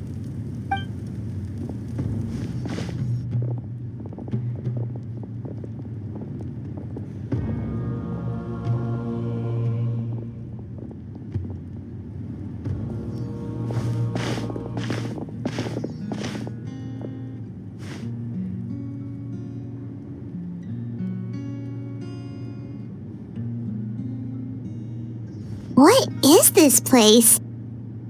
Hey, isn't that Atea's talisman? Good eye. This is where I store all the various mementos I've collected. Whoa.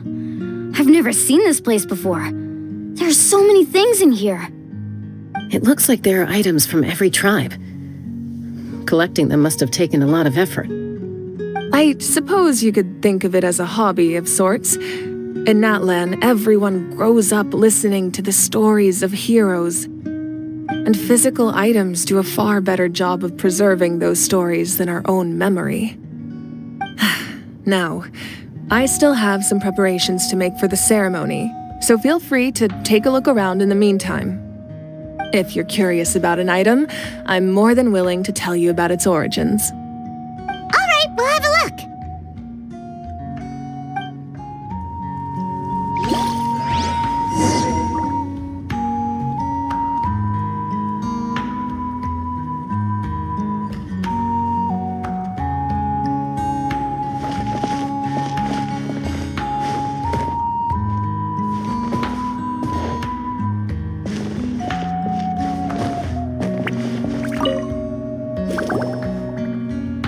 This is Atea's talisman.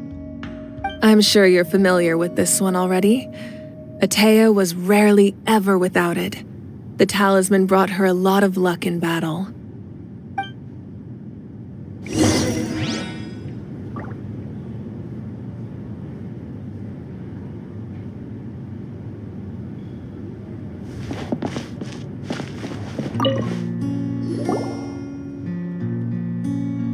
There are so many jars and potions around here. Do they have anything to do with alchemy? No, those belong to the Masters of the Nightwind. They're ceremonial tools used to amplify the ability to communicate with the Night Kingdom and the Wyab. Yamaya is an expert in this field, and she taught me a lot. Even though she appears stoic and serious, she actually has a keen sense of humor. The tools you see here are quite traditional. Her students found them outdated, so she passed them on to me. The contents of the jars aren't all that special. Oh, except the big jar in the middle. That's what she really wanted to give me. Ooh, must be something really cool. What's inside? Grape juice. Huh? It's quite tasty, although probably expired by now.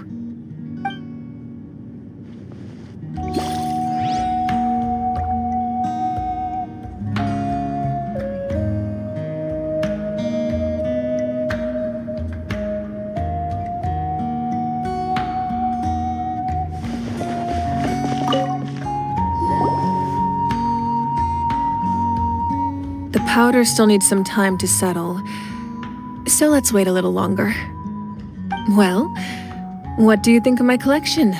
Do you feel like you have a better understanding of Natlan's culture now? Yeah! If each item represents a different story, seems like Natlan's really been through a lot. Does every item hold a special memory, just like Atea's talisman? That's right. The items in my collection actually serve a similar purpose to the ancient names passed down among the tribes. They demonstrate the true shape of time. The shape of time? Most people perceive time as a linear concept, almost like a straight line that can only move forward. We cannot change the past or predict the future. But there's also a different theory, one that I believe to be closer to the truth. Namely, that the past, present, and future all exist at once. At once? Paimon's not sure she understands. Let's say your journey ended right now. Thinking back on your experience in each nation, which one would you say was the most important?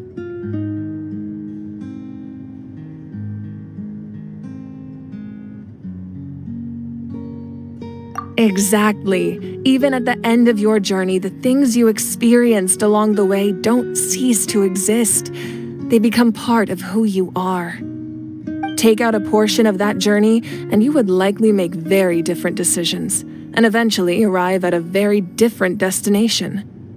The future is the same way. It exists even though it has yet to come to pass. We just lack the means to perceive it. Of course, there are those with the power to foresee the future. They simply call it by a different name. Fate. You're quite familiar with that concept, I would imagine. That does kinda make sense. The future hasn't happened, but already exists. Humanity excels at living in the present, but too often we forget the past, while the pilgrimage and the Night Warden Wars lead us to a better future. Only by uniting the people of Natlan across countless eras can we fight back against an enemy as formidable as the Abyss. To come up with such a set of rules, the first Pyro Archon must have possessed a level of insight I can only imagine.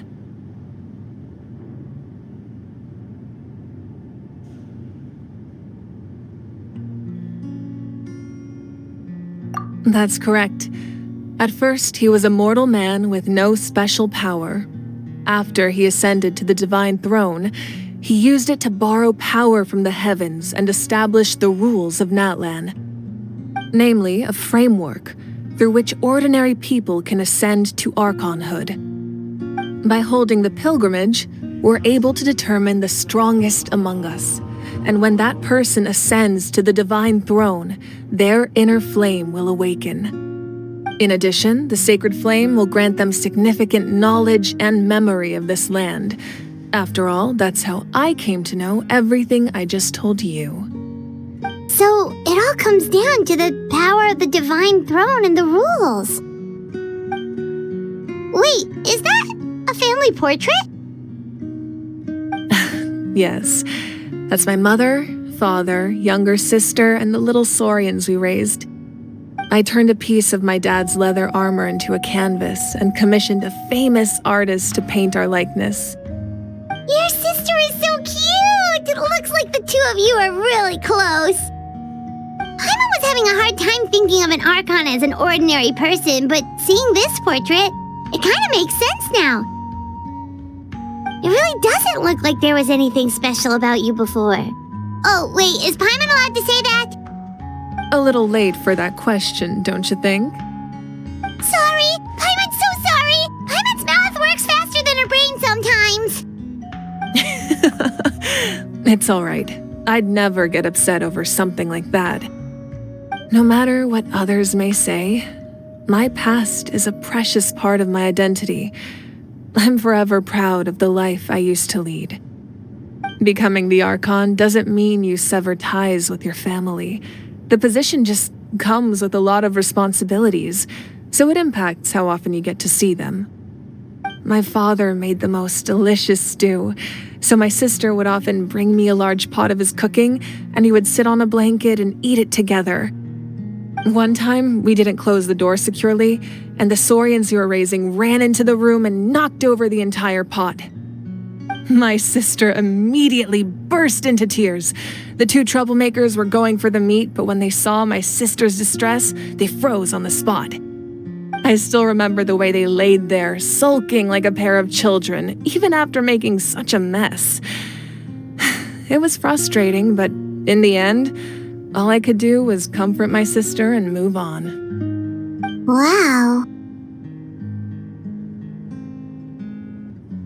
Isn't that what being a family is all about? I think about that story a lot, actually.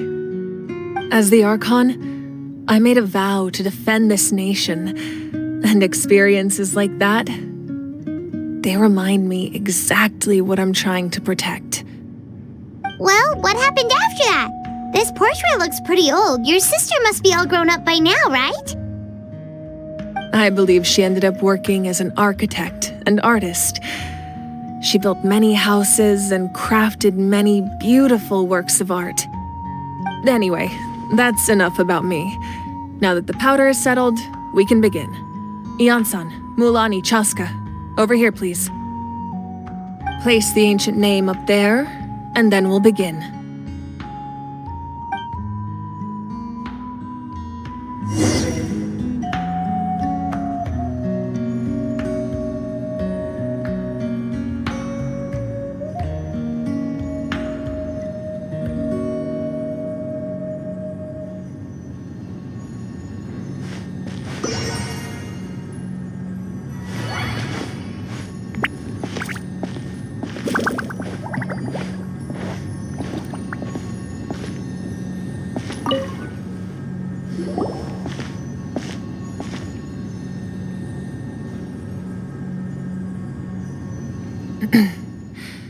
Surely as the echoes of life resound through heaven and earth, so too shall our stories remain eternal. Ancient name, take us to your fated bearer.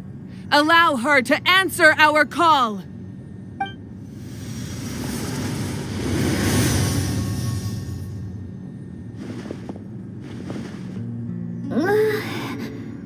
Am I hallucinating again? Kachina!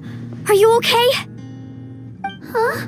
I'm not seeing things, am I? Is the Abyss playing tricks on me again? It's okay, Kachina. It's just us. We're trying to find a way to bring you back. Everyone, you have to listen to me.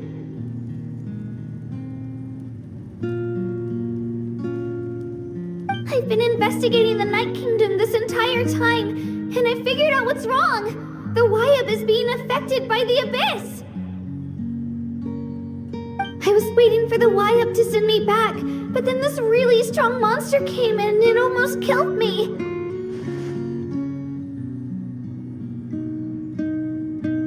The Wyab saved me, even though its power is weakening, so I've been hiding from the monsters while trying to find a way to help. The Night Kingdom has become a huge mess, though. I keep hearing these awful sounds and seeing really horrible things. Don't listen to those sounds, Kachina. The Abyss is trying to strip you of your sanity. All you need to do is stay safe and wait for us. We'll be there shortly. It's okay. I feel so much better now that I've had the chance to talk to you guys. You don't need to worry about me. I've never been strong or special at all, really. So I don't blame anyone for forgetting about me or leaving me behind. Just knowing you care is more than enough. I'll find a way back. You don't have to put yourselves in danger to come rescue me. You're always like this, Kachina. Now's not the time to act tough. We're coming for you, and that's final. I don't know what lies the Abyss has been feeding you, but I'll tell you something right now. Nobody here sees you as a burden. You're a victor of the Night Warden Wars, a hero of Natlan. All you need to do is wait for us to rescue you, and you'll get all the applause and recognition you deserve.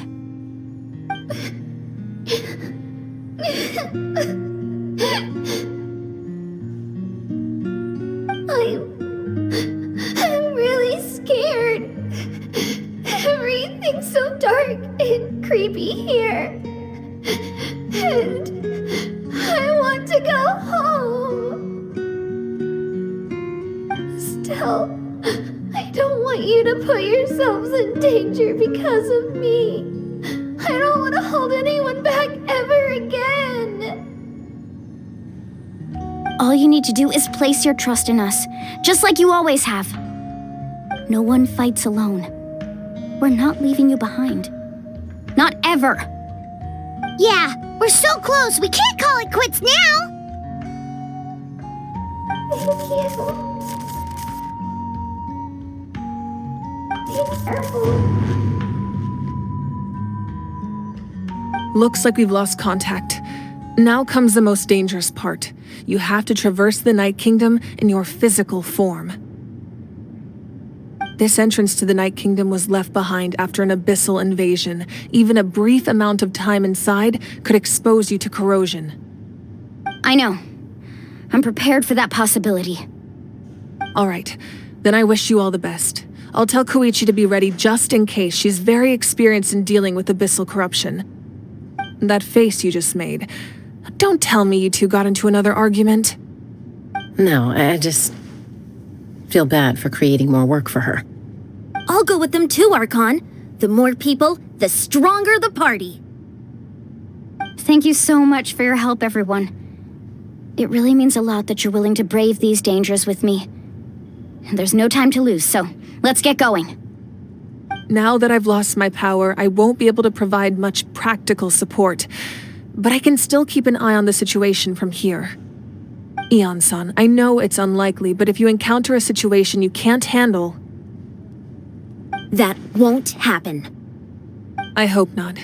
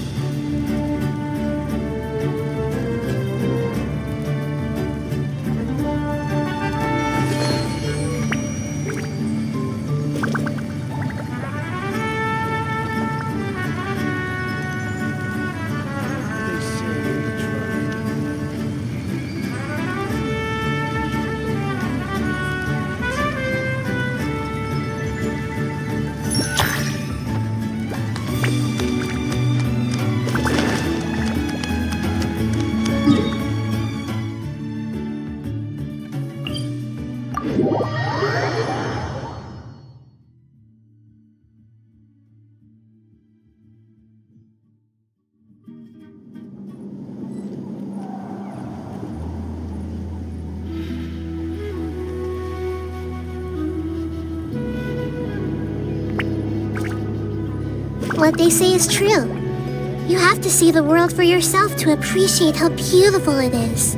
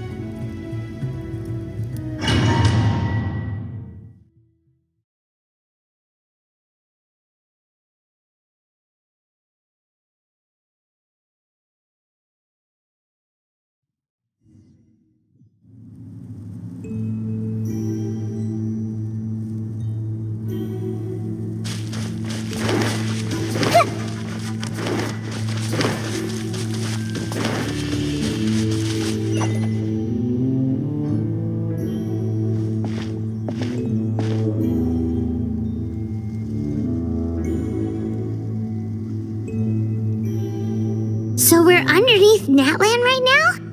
It looks nothing like Paimon was imagining. That's because in the distant past, Natlan was home to an incredibly advanced civilization ruled by dragons. Humans only established their own society after the fall of the dragons. So these are Saurian ruins? Wait, you mean like the elemental sovereigns? They had their own advanced civilization?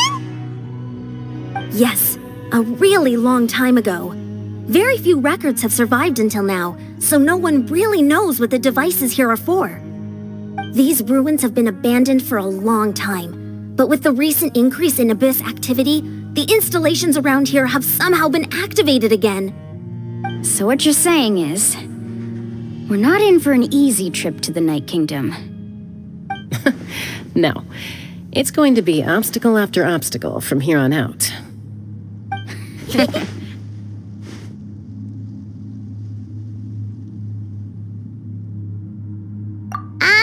Why are you all laughing like that? It's creeping Paimon out.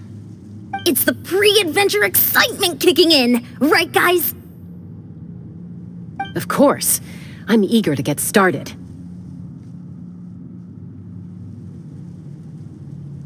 Then let's go. We won't let anything stand in our way.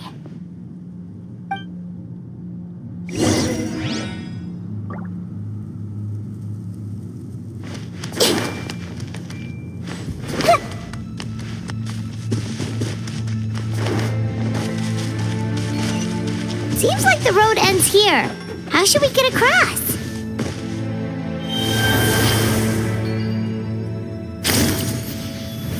As a professional trainer, I think you could stand to build up your endurance, Paimon. Professional trainer?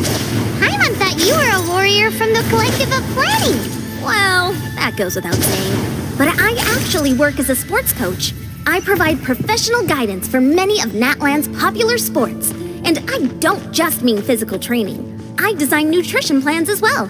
Ah, so basically no sugar, no soft drinks, no grilled... Those guys look familiar. We've fought them before. Let's go. Show no mercy.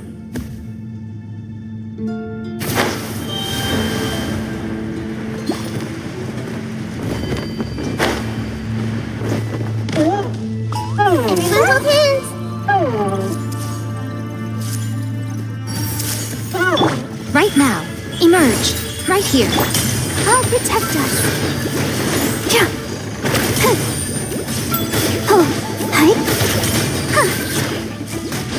Go for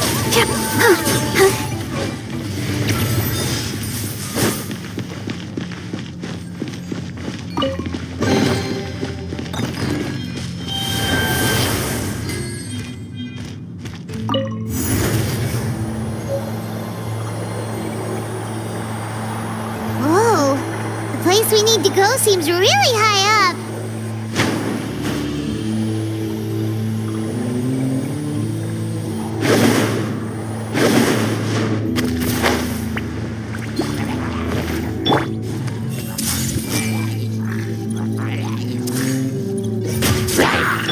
Emerge. Right now.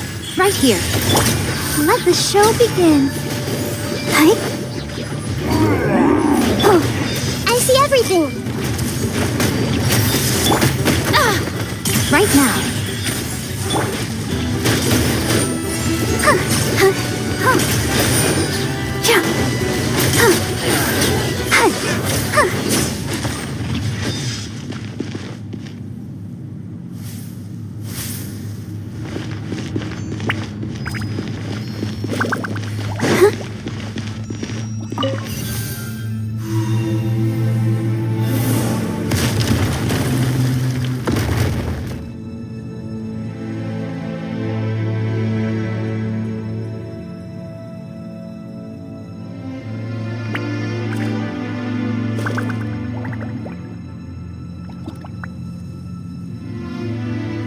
La da da da da da da da da.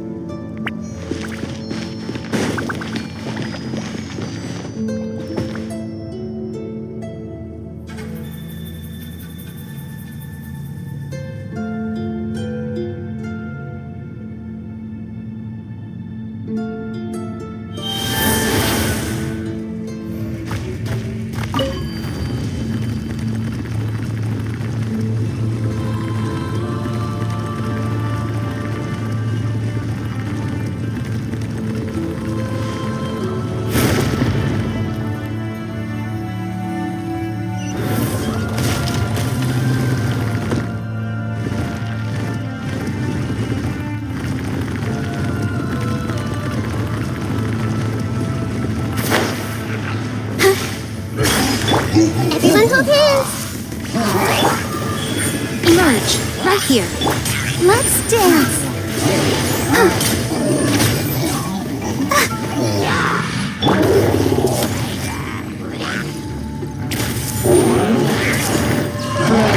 Right now.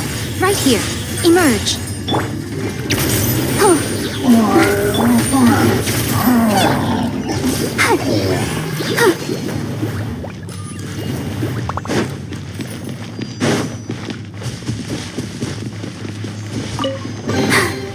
I'm fine.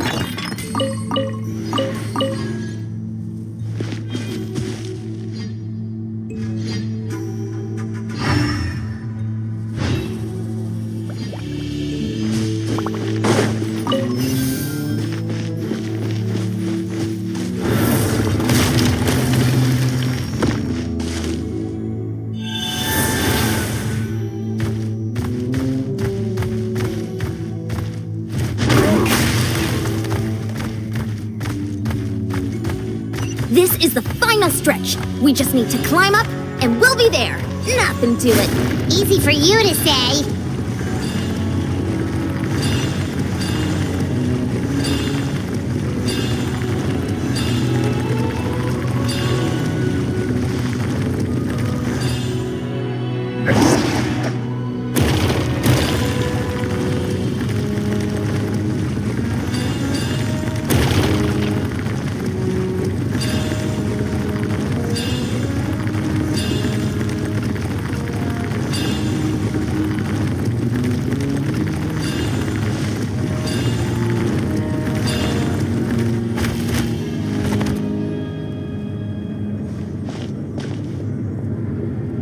This must be the entrance the Pyro Archon told us about. The one ripped open by the Abyss.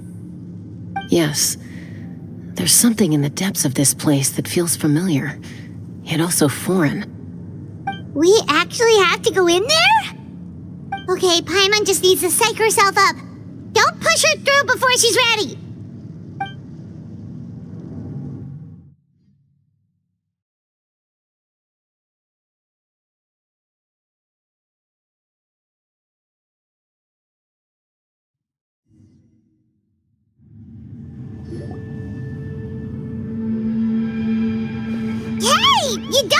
drag, Paimon! You're pulling too hard!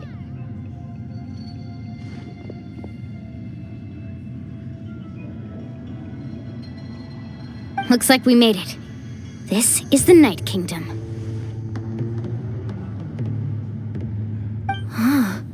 It looks so different from what I imagined in the stories. That overflow of energy is probably what trapped Kachina here in the first place. From this point forward, everything we know about the real world no longer applies. Anything can happen here. Paimon's more worried about how we're gonna make it out. We obviously can't go back the way we came. Do you see that patch of light on the ground? It's shining down from that fissure in the sky. Oh yeah, right in front of us. So that's coming from up there? Oh, it's so high up. Did we really fall that far down? Just like I said, our real-world knowledge doesn't apply here. We fell all this way, yet came out completely unscathed. If this was the real world, we'd have to climb our way back up to the entrance. But here, all we have to do is stand underneath the light and offer a prayer. That's it?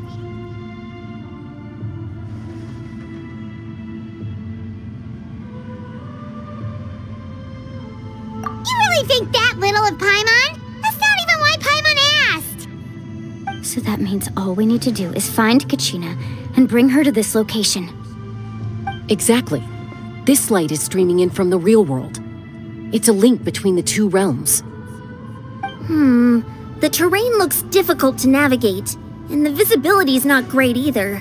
How are we supposed to find Kachina in these conditions? Yeah, these floating black things don't look super friendly either. Those are all manifestations of abyssal power. Be careful. Ghost! A talking ghost! Calm down, I'm here to help. You're the ones who helped Vichama, right?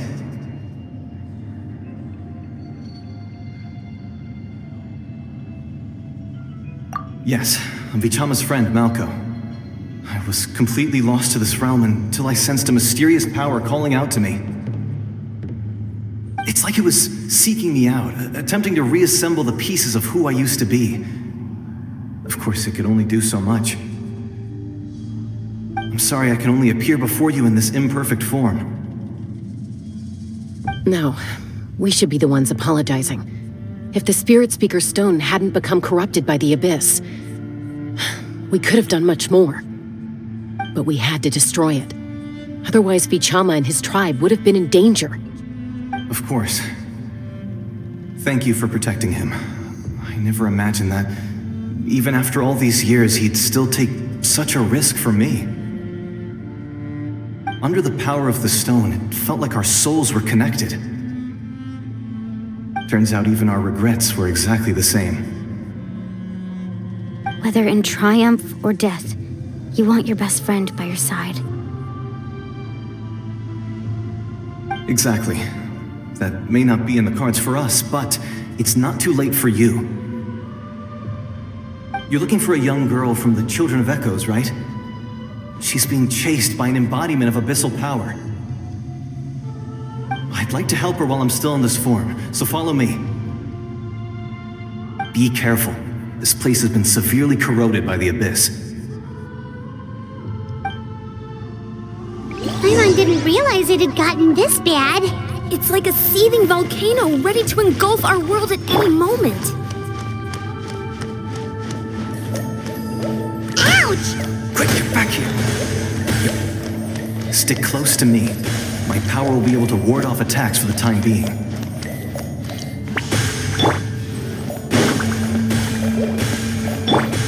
I'll protect us. We won't be able to keep this up. Let's try another route. This way.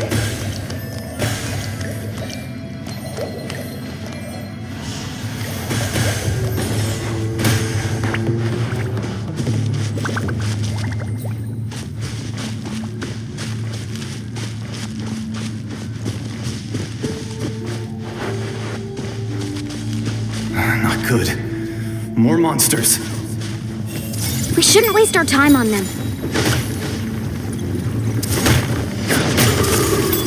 Right here. Right now. Right here. Let's dance.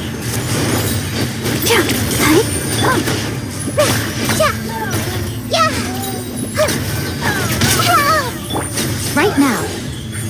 Right here.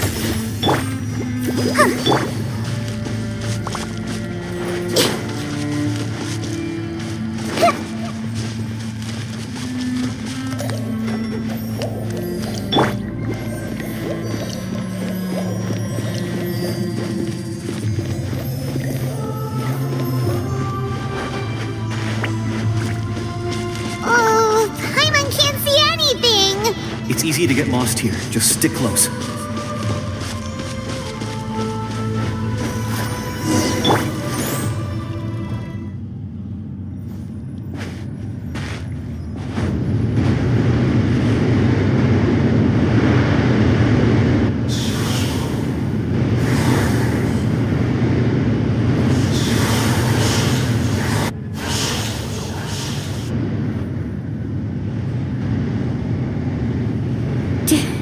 Did you hear that?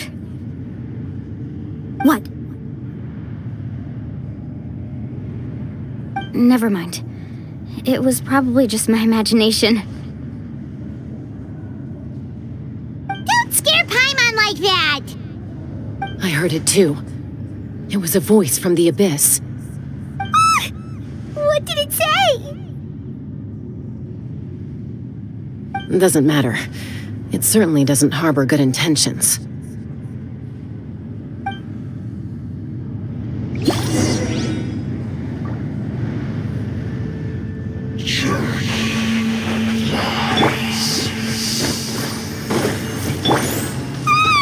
Paimon just heard it too! Let's keep going. Paimon wants to get out of this place!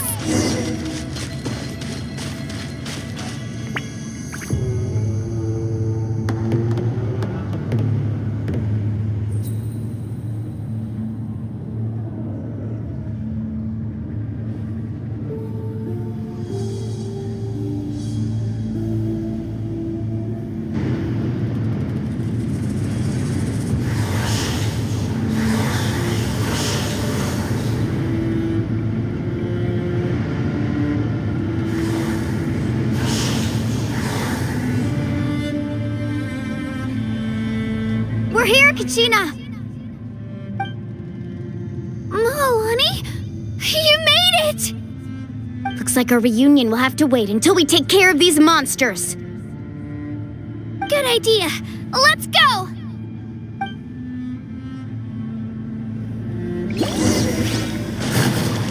Right now. Emerge. Right here. I see everything!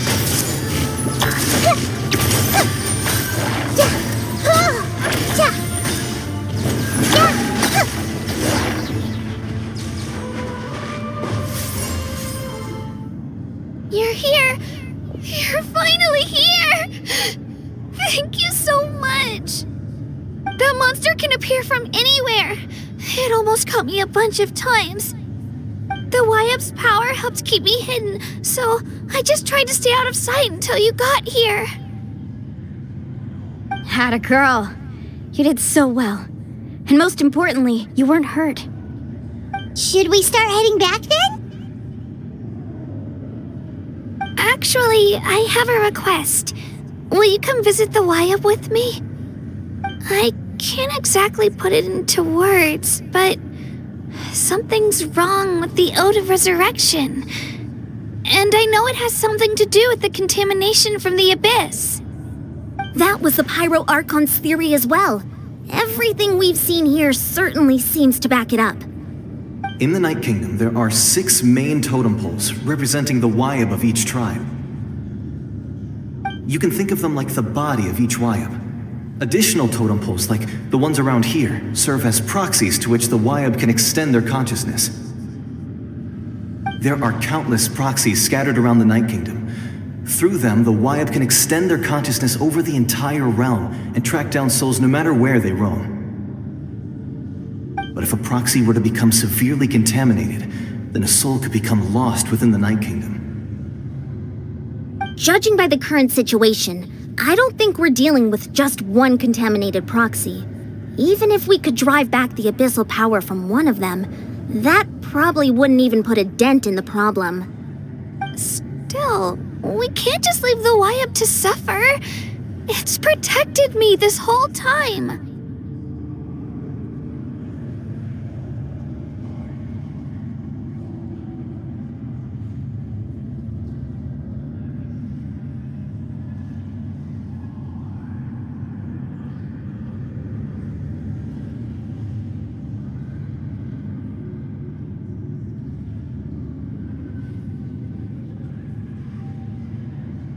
I agree. We might even manage to draw out the monster that's been hunting Kachina.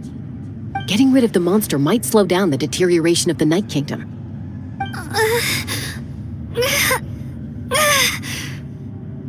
Kachina? What's wrong?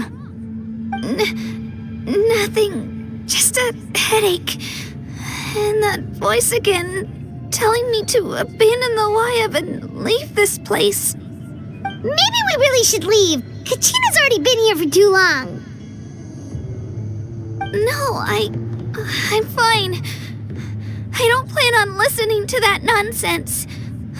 I can hold on.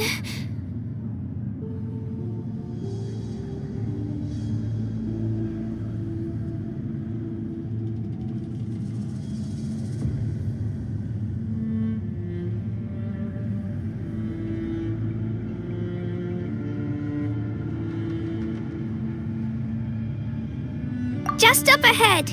I'll lead the way. Besides, I can still fight, so please, help me out a little longer. Listen to me, Kachina. We'll come with you, but that's because we want to help the Wyab, not because we have something to prove. You don't have anything to prove either. It's okay if you reach your limit. We'll be there for you. All right. The sooner we get this done, the better. We've already come all this way, so we might as well try to get to the bottom of this. Let's go. This way. I'll stay here and try to stall the Abyss monster. All by yourself? That's too dangerous. It's all right. I may not be as strong as that monster, but I'm definitely more familiar with the area. Besides, I don't have much time left. If you're anything like my friend, I'm sure you're not particularly fond of goodbyes. So go. Achieve your goal, and return to the world where you belong. Thank you for everything. You're a true hero.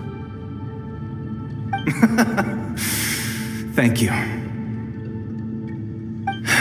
No one fights alone.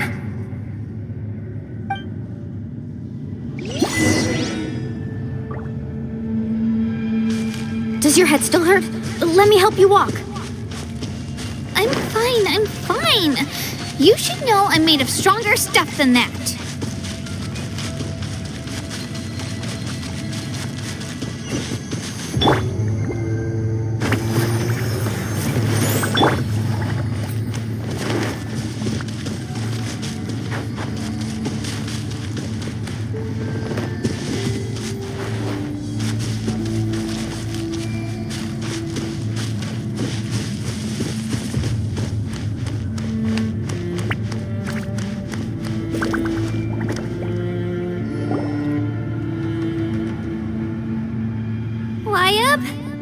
Wyab!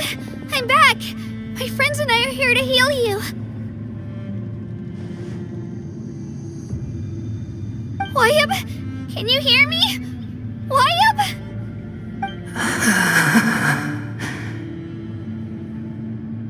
So we were right. The contamination is already too severe. It's preventing the Wyab from answering our calls. All right, get ready, everyone. Time to purge the abyssal energy from this place.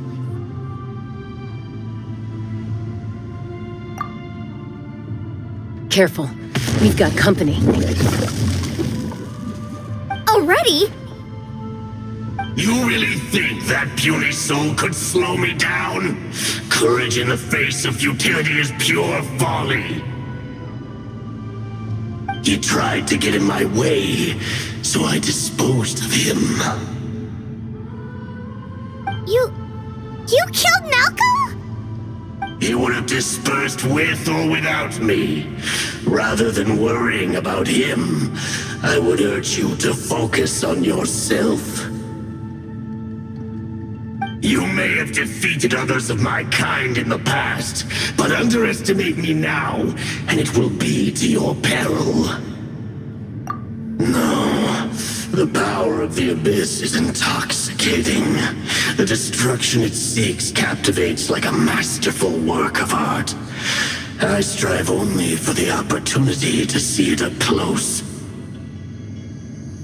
I thought this naive little girl was an exception, but it turns out humanity is full of lambs willing to offer themselves up to the slaughter.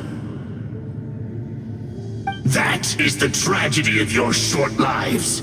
You understand nothing of all-encompassing power. Ancient names, pride, friendship, all empty ideas invented to give you a false sense of self-worth. They possess no power at all.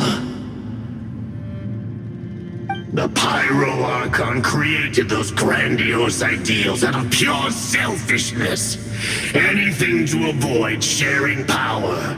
Anything to avoid handing over the primordial gift to ordinary people like you. Don't believe me? Then ask yourself, why is the Pyro Archon strong beyond measure, while you, Kachina, remain so pathetically weak?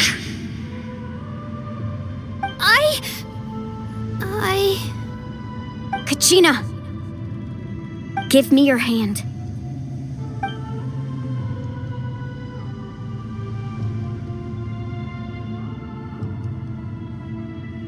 Feel that? I'm right here next to you. Thanks, Moalani. You're right. I have nothing to fear. Because I'm not alone anymore. You're right. Maybe comforting ideals don't have any power. But you also couldn't be more wrong. You've never had to work for your own strength, so you will never understand the true source of our power. What? The courage we have to stand before you and not back down? It comes from our friendship. The power lies not in the ideal itself, but in our commitment to upholding that ideal, and in our decision to stand together and fight! Well said! Let's go, Kachina. It shouldn't take more than two of us to handle an enemy like this. Sorry in advance, but you deserve what's coming to you! There aren't many in Natlan who can beat us when we're together. It's time he got a taste of that kind of power.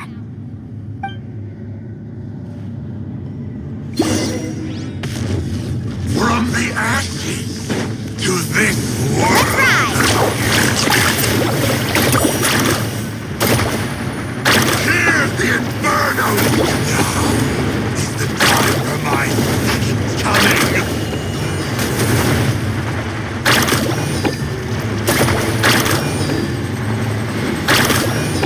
Let's shred, Sharky!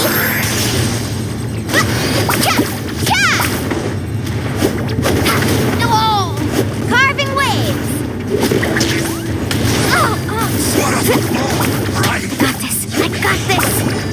The fate of this world is already... We won! We actually won!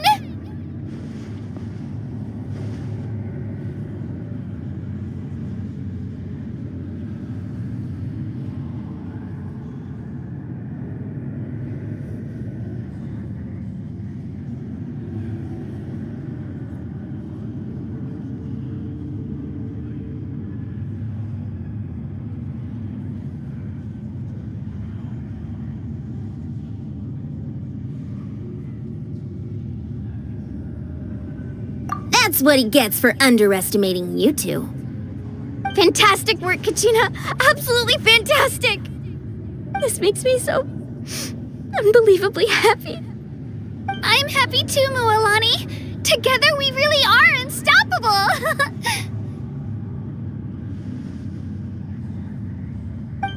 Huh? What's happening?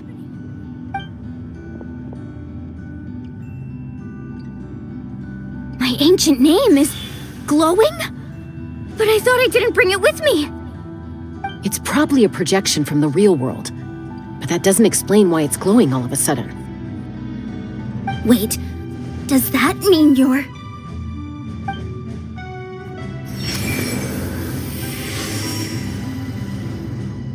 That was a bold move, diving headfirst into the fire to save your friend, especially in a place so overrun with abyssal corruption.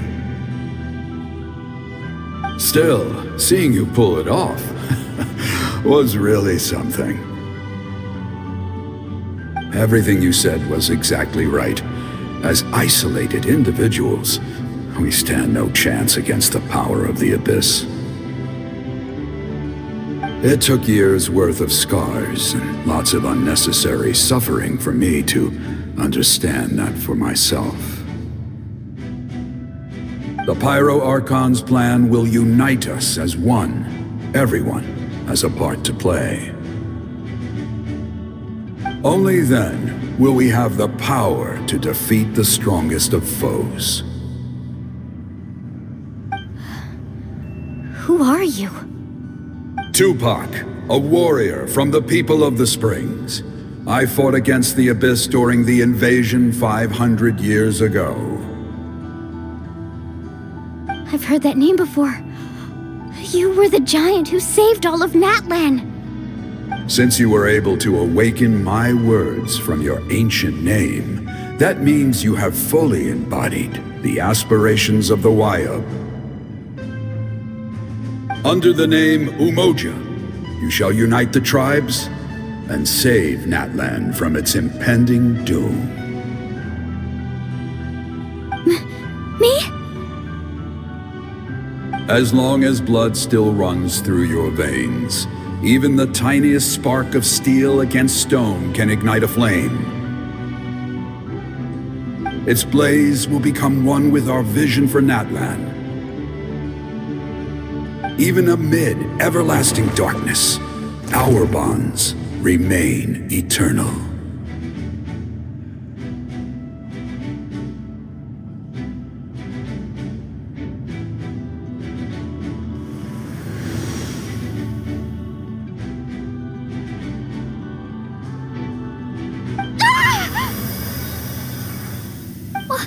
What's wrong, Moalani? So many memories. My brain was just flooded with everything he once knew. So that's what happened. What do you mean? Did you just figure something out? 500 years ago, they foresaw the very crisis we're facing now. Efforts to save Natlan started all the way back then. We can go over the details once we get back. We shouldn't linger here longer than we have to. I know bits and pieces, but I had no idea Mualani was also part of the plan.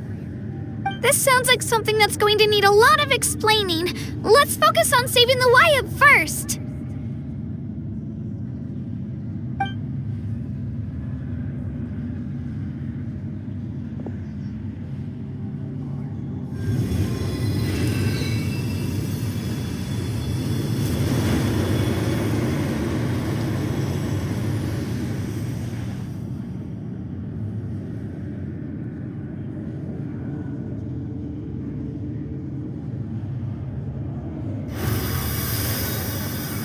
Okay, that should be enough.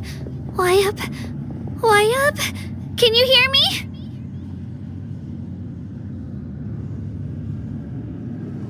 I hear your voice, Kachina, my dear child.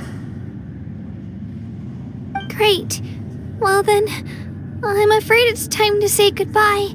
I just wanted to make sure you were okay before we leave, but we can't afford to stay here any longer.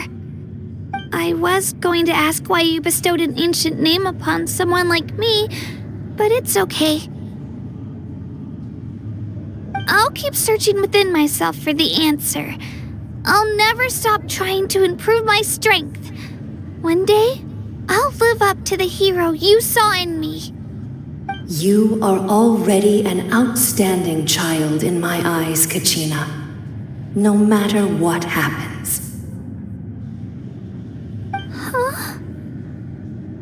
You are all my most beloved children. It has always been my honor to protect and nurture you. Your ancient name is just that. A name. Much like your parents chose to name you Kachina, I also gave you a name, but it need not define you. Focus on who you want to be. You are already worthy of your name. Now, you need only devote yourself to becoming a better you. The story of your ancient name is for you to continue. Just like your parents, my love for you will never change, no matter what the future holds.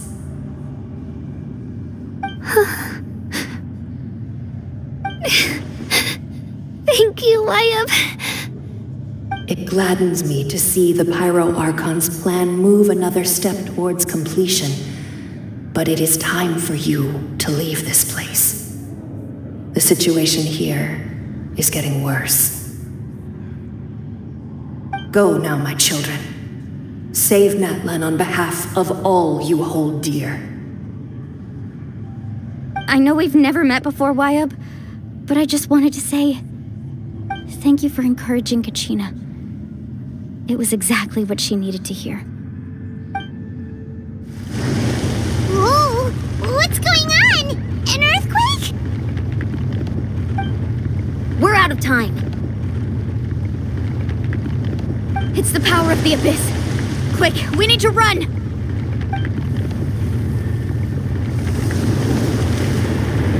It's a Sealy! The Sealy opened the way for us!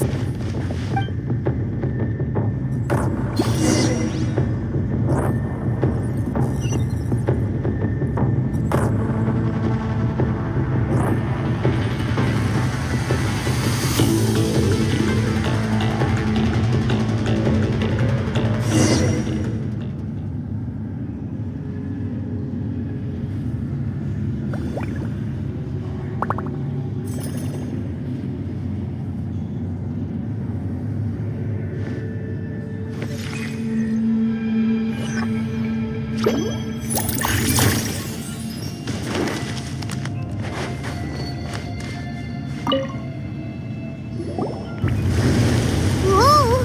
What's going on? An earthquake? We're out of time. It's the power of the Abyss. Quick, we need to run!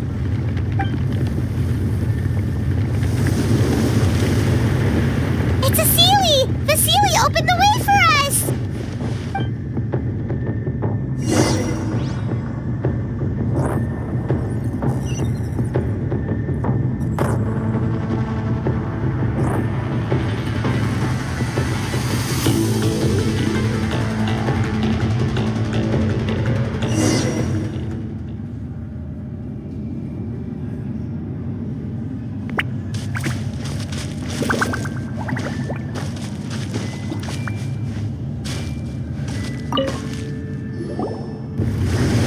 Whoa! What's going on? An earthquake? We're out of time. It's the power of the Abyss.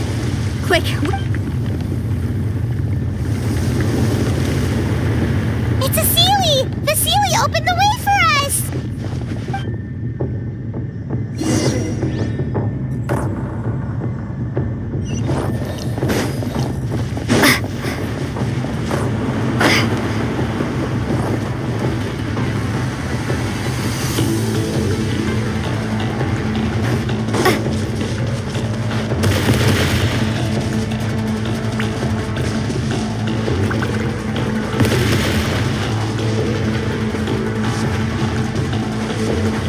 The opening in the sky!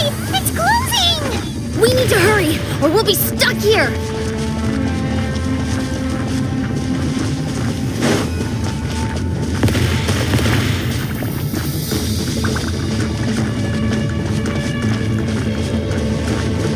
Watch out for the falling rocks! Quick, through the middle!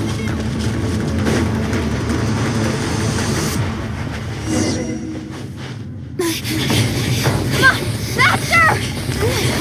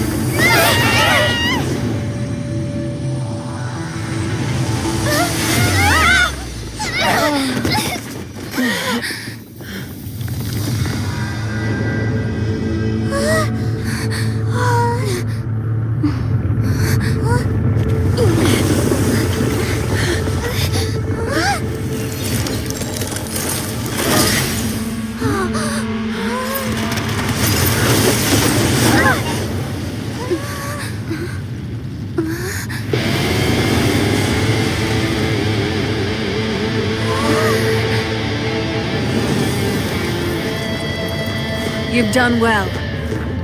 Now come home.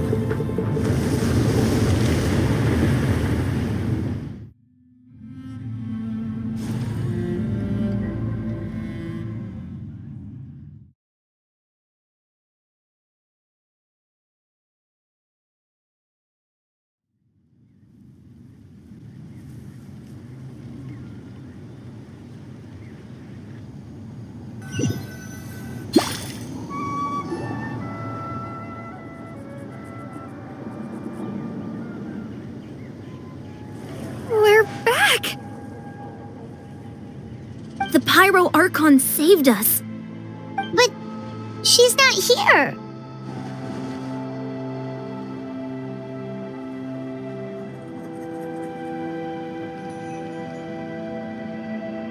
Yeah, didn't she say she used it all up?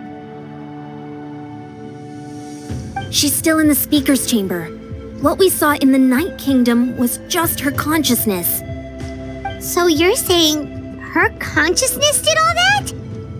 Every great display of power comes at a price.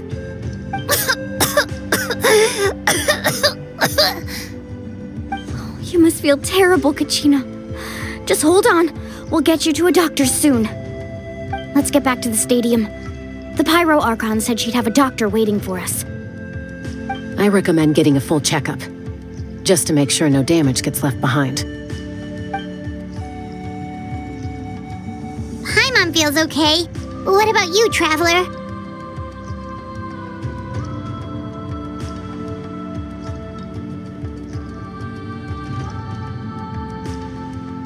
Right. You always seem to do pretty well against the Abyss. Let's get going. We need to share what we learned in the Night Kingdom as well. Right. The Wyatt mentioned something about the Pyro Archon's plan. What is it exactly?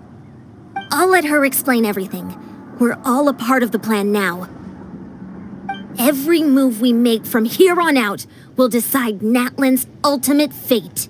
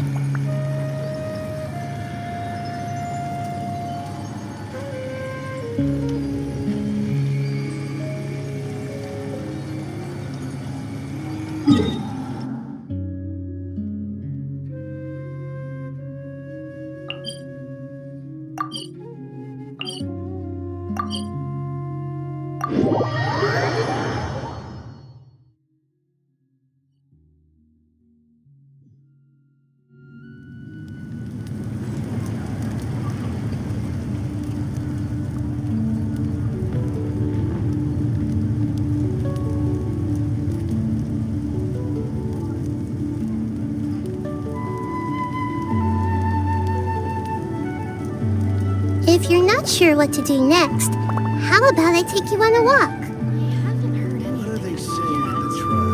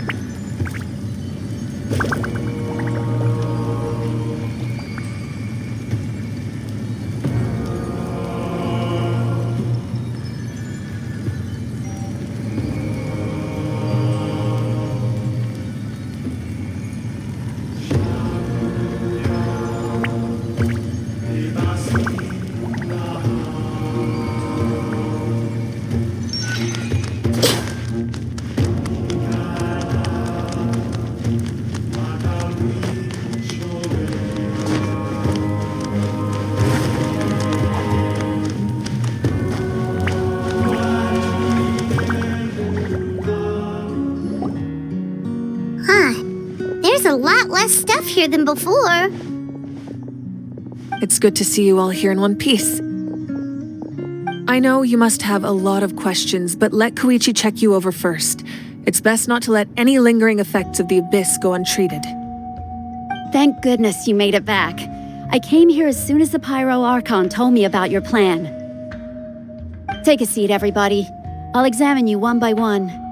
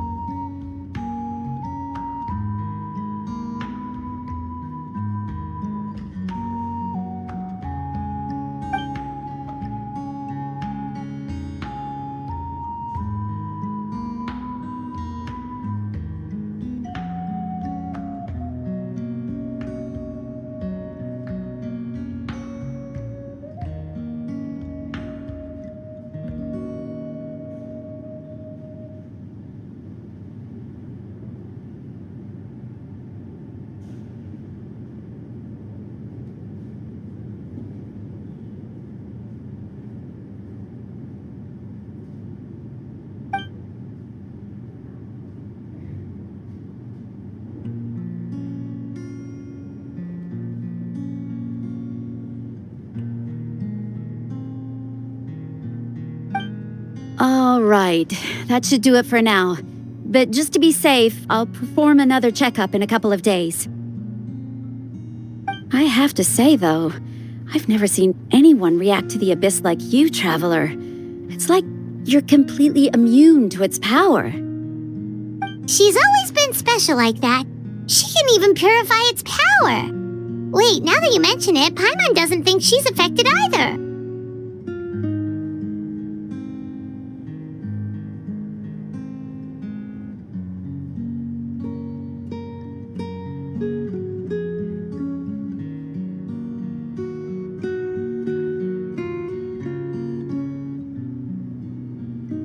Given the current situation, that ability will likely play a great role in the events to come.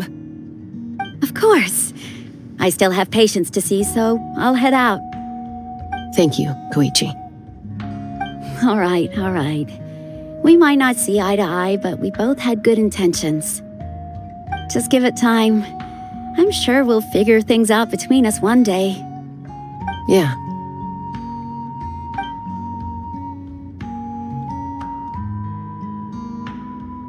All right. There's so much to discuss, I don't even know where to begin. You've seen it for yourselves now. The devastation in the Night Kingdom. I'll get straight to the point. Natlan is on the verge of destruction. It's very possible our nation has less than a year before total devastation. Huh? No. That can't be true, can it?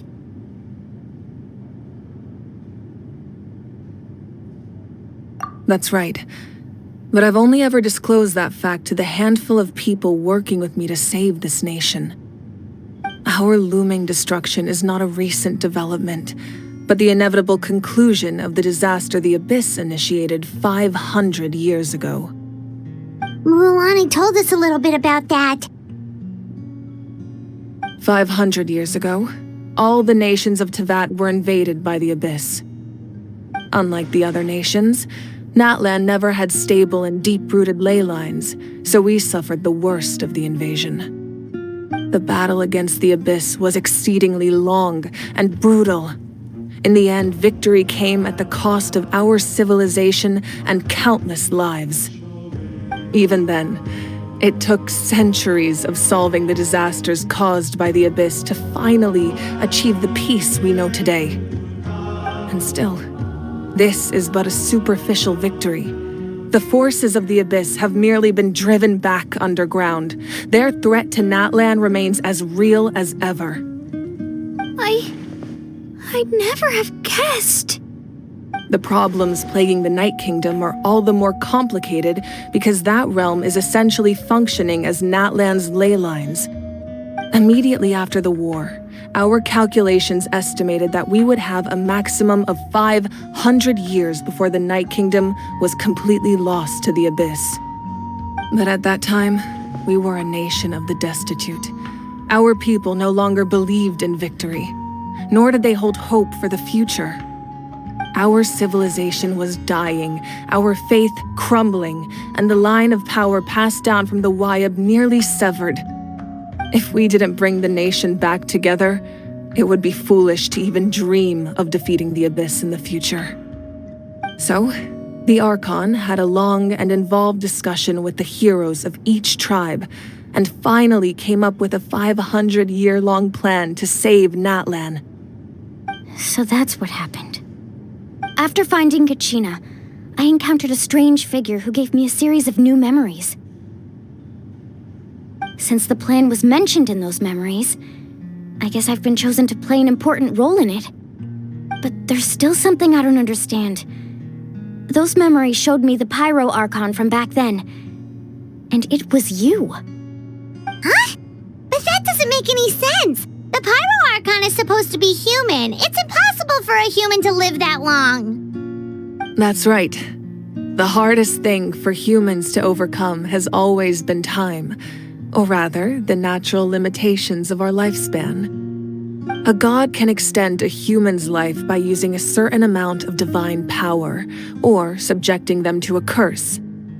But, as we all know, Natlan doesn't have gods like that. We can only rely on our own methods. A human life is like a flame destined to be extinguished. 500 years ago, I placed my life within the sacred flame. Only by dying before my time could I have the chance to wake up again. So, in other words, this is your second life?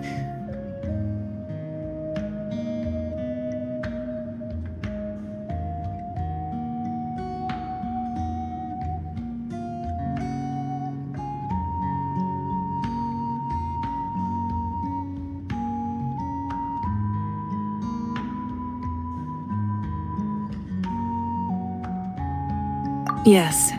We only managed to defeat the Abyss all those years ago because the tribes came together as one.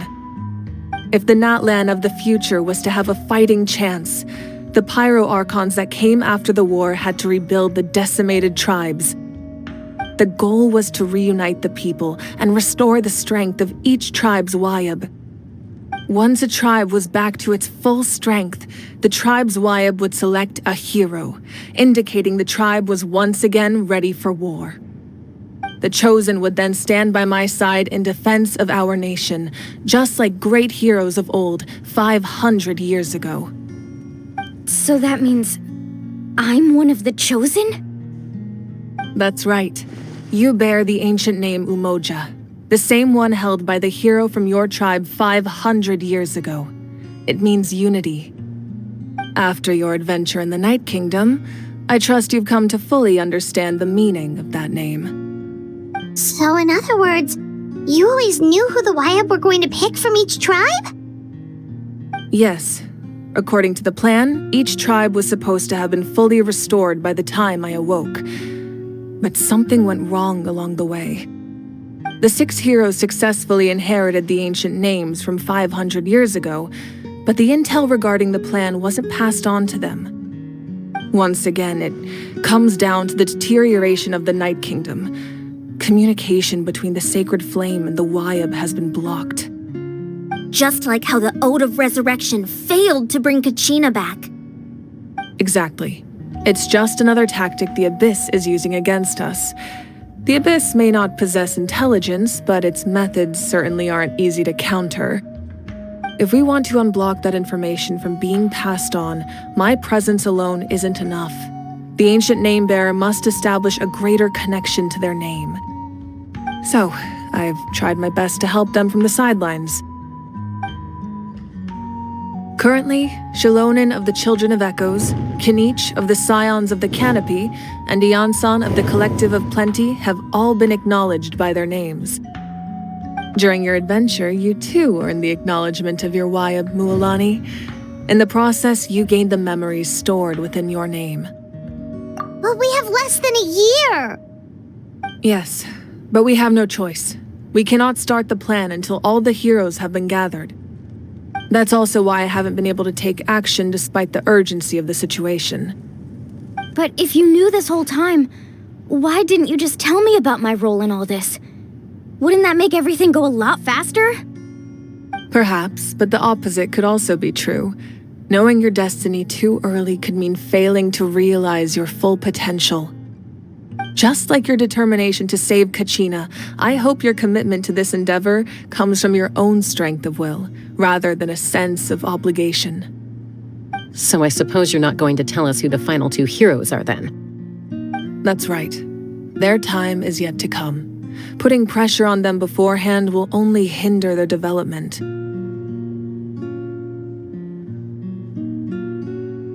I can only trust in the judgment of the Wyab.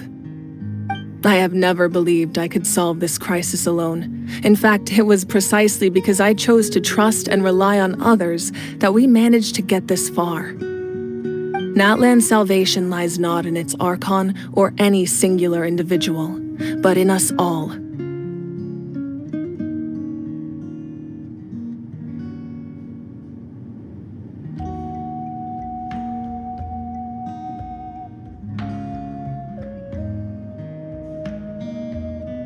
You're quite perceptive, aren't you?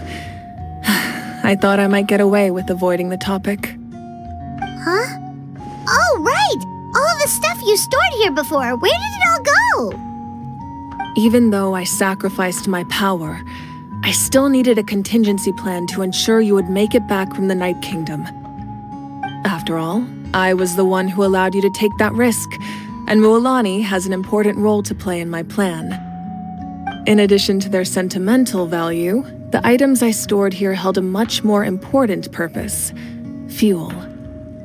Fuel? Ah, so back then, that's why you... Yes. The stories embodied by those items are certainly important, but there's an even more significant trait they all share. Every item belonged to a hero of Natlan. Over time, they became imbued with a certain amount of contending fire from being carried in battle. On their own, each item's power is limited, but together, their combined effect can prove quite useful in a dire situation. By burning those items, I was able to activate the contending fire stored within them to open the boundary between the 2 worlds. It was a rather crude approach, so all their power was depleted in an instant, as you can see. But weren't they all precious treasures? What about their stories? That's exactly why I dragged you all here. No matter what, I never wanted the Pyro Archon to have to use that power. Oh, I'm so sorry. You have nothing to be sorry for. You all deserve my thanks, actually. If you hadn't saved the totem pole, that area of the Night Kingdom would have been forever lost to the Abyss. And then, it would only be a matter of time before the Children of Echoes was met with disaster. Besides, when those heroes entrusted their belongings to me, or the Pyro Archon of their time, It was out of a desire to contribute to Natlan's survival. If they knew those items helped save the present-day heroes of Natlan, they would not mourn their loss. Even when you put it that way, I still feel bad. There's no need. Remember what I told you about time? The people and the events of the past are never truly lost to us. We simply carry them with us in a different form. In that sense, we didn't lose anything at all. If you still have regrets, let them fuel your resolve in the battles to come. Your deeds will become new legends and nurture new forms of power just like the items once stored here. Well, we'd still like to return the favor. Well, if that's the case, just treat me to a drink sometime. Now that Kachina has returned, we can finally hold the victory feast and celebrate your team's triumph in the Night Warden Wars. And we could all use the rest, that's for sure. Plus, you'll be able to silence everyone who doubted you once and for all, Kachina. Still, now that I know the danger we're facing, having a victory feast doesn't feel right. Try not to let it get to you. It's important to stay calm. Worrying about it will only affect your judgment. All right, you should head out. I'll join you in a bit.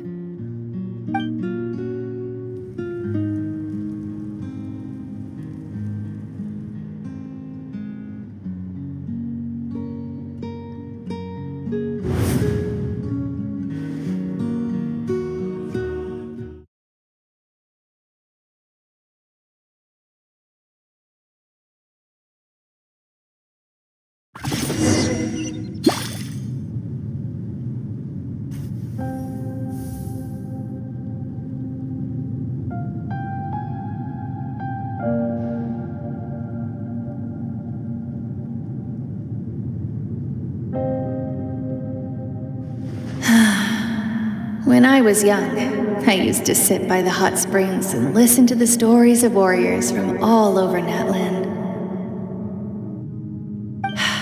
They attract people from all walks of life. Friends come easy here, no matter what tribe you're from. The people of the springs have never claimed the hot springs as their own private property. They are there to bring all hot spring buddies together. It's been really nice seeing the children of my tribe get older. It's helped me gradually understand the true value of the springs. I've witnessed their energy, their determination, their absolute passion for life. Even when they cause trouble, I never managed to hold on to my anger for long. It's unbelievable how quickly they worm their way back into my good graces. I'm certain Mualani will become a great warrior when she grows up. She possesses infinite potential. I can see it. One day, when I'm no longer in fighting form, I'll come here and tell stories to all the children, just like those warriors did for me. So, you better get busy, Pyro Archon, or I'll end up running out of stories.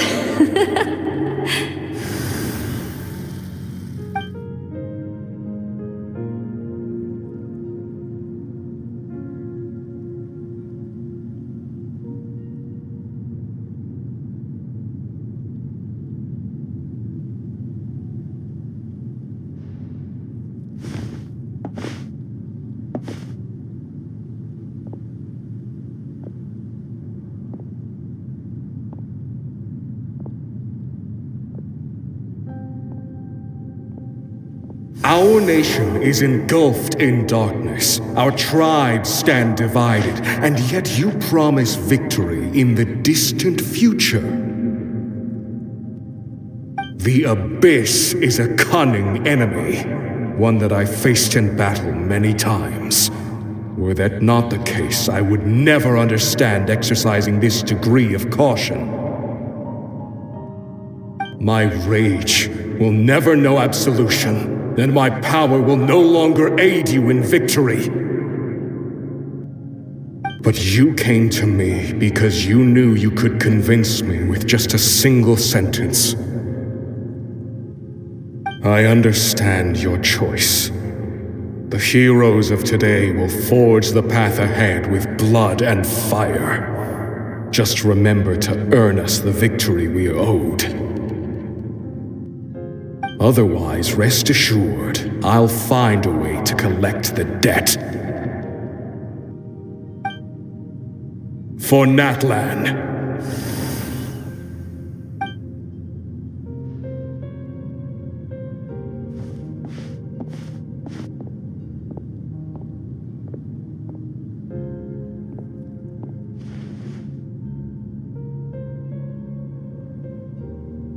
So, you're gonna head 500 years in the future to serve as the Pyro Archon again? But what about the you from right now? You're just gonna die? You can't ask her those questions and expect her to answer, my dear. The decision is hers to make, and she deserves our support. We will do everything we can to rebuild the tribes. Don't you worry. Even across time, we will all do our part to fight for Natlan's future. Yeah, Mom's right. We'll always believe in you, sis. Oh, seriously though, Dad should be here. Where is he? I imagine he didn't know what to say, so he chose not to come at all. Don't take it to heart, my dear. That's just who he is.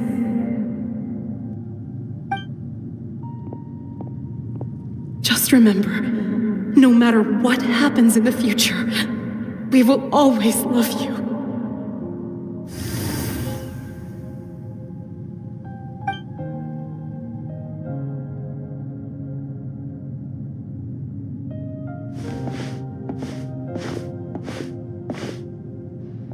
I'll come find you one day. I know I can't live that long, but I'll think of something. There has to be a way for us to meet again one day. If there's an answer out there somewhere, I'm gonna find it. So, don't forget about me.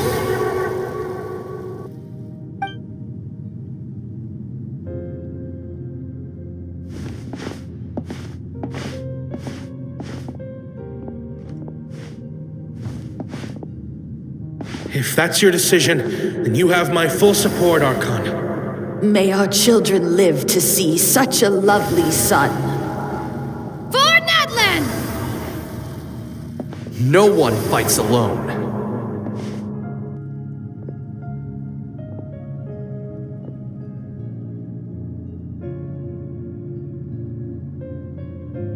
The rules are my legacy.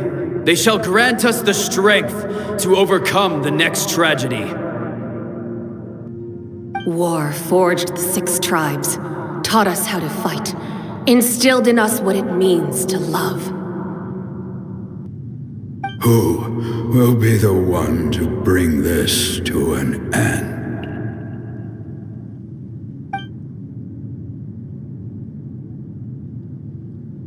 We are the inheritors of memory and legend. Those who grew alongside sun and wind. Those who forged our own destiny and future. That is Natlan's fire, the lifeblood of our nation.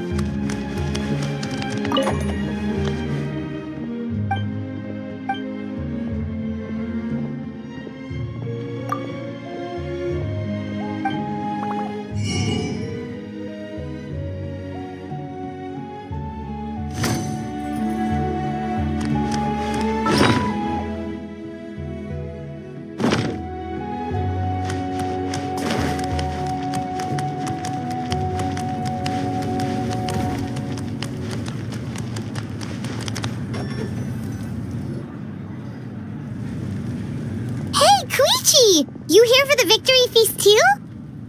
Oh, no. I knew Chaska would be here, so I just came to deliver some medicine. I was about to leave, actually. No, it's not that I don't want to celebrate Kachina and the others. I'm so glad she made it back. It's just...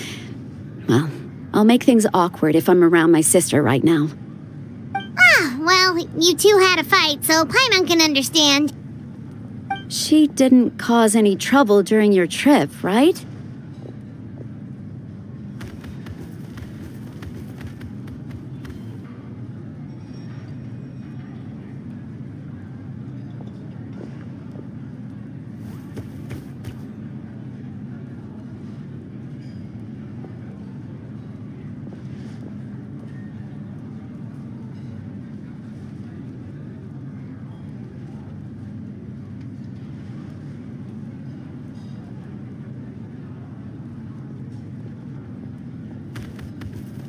Yeah, she was super helpful. She gave us a lot of useful information about the Abyss. That's good. That's all I needed to know. Is there a reason you asked? You were pretty outspoken when we first met, but now it's like you're holding something back.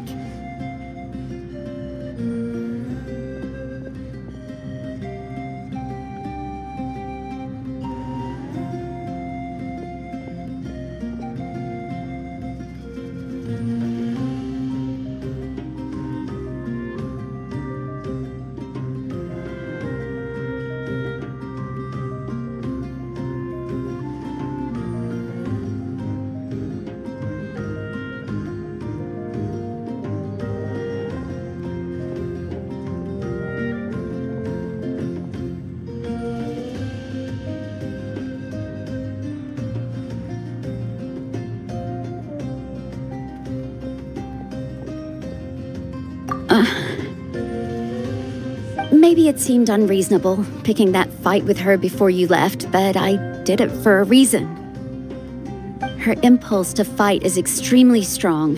Her mental strength helps her rein it in, but she still loses control sometimes.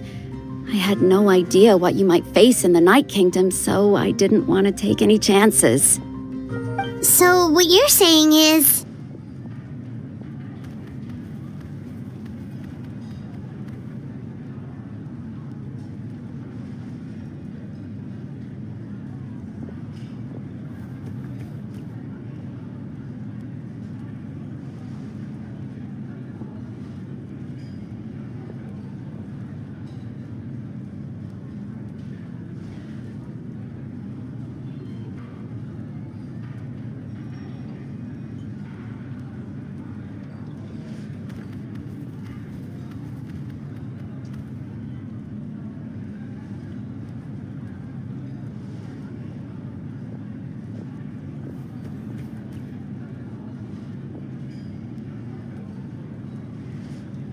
Okay, so maybe it sounds a little stupid, but it works pretty well.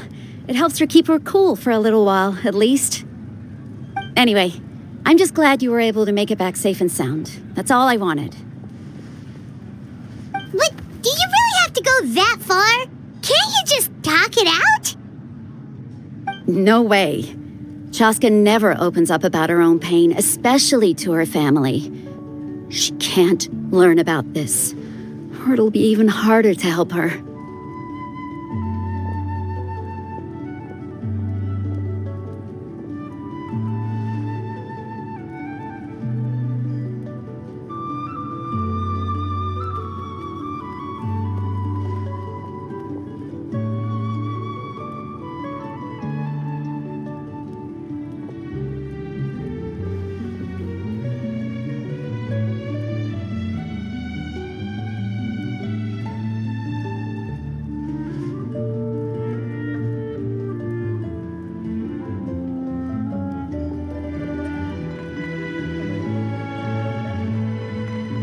I appreciate the understanding, and don't worry. I'll find a way to help her ease this burden. Anyway, I need to get going. Enjoy the celebration. Oh, and if you ever need a doctor, you know who to find. Huh. Who would have thought there was a deeper reason behind their arguing?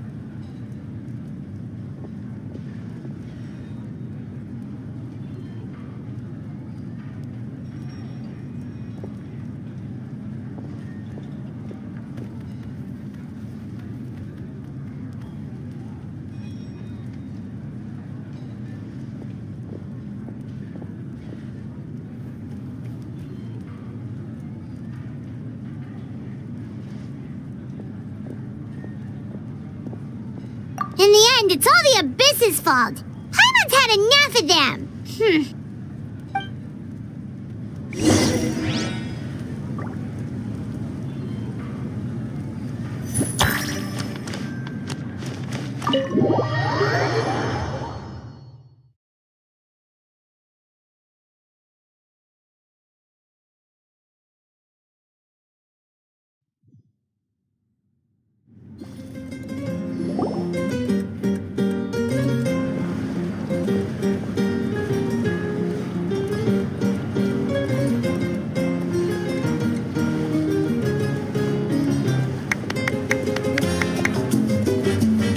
Let's give a huge round of applause to our brave young warrior, Kachina! Woohoo! Well done, Kachina. Thank you, everyone. I'm so glad I finally made it. I always knew you could do it. With so much potential at your age, you have a great future ahead of you. You're one to talk. Don't think I didn't know you were the first person to abandon your team. I'll be dealing with you when we get back. I had no choice. My friend invited me. I couldn't just say no. Oh, really? So you weren't just trying to get ahead in the first round? I wasn't, I swear. I just happened to find that bearer injured in the wild, so I stopped to bandage his wounds.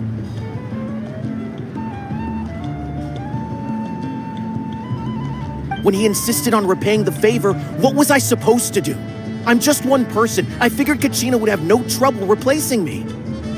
But the fact of the matter is that after your departure, everyone else started thinking about swapping teams too.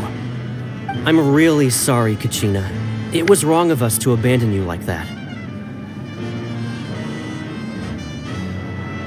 It's amazing that you still made it all the way through to the Night Warden Wars. That's the highest honor. So, what about you guys? Did you make it far? Our team captain drank too much the night before the competition and turned up late to the stadium on the day. We got disqualified.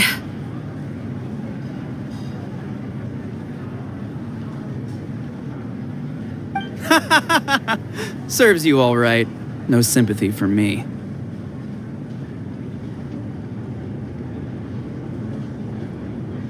All right. There's no need to be like that, Uncle Pakal. Dear friends, I'd like to say a few words.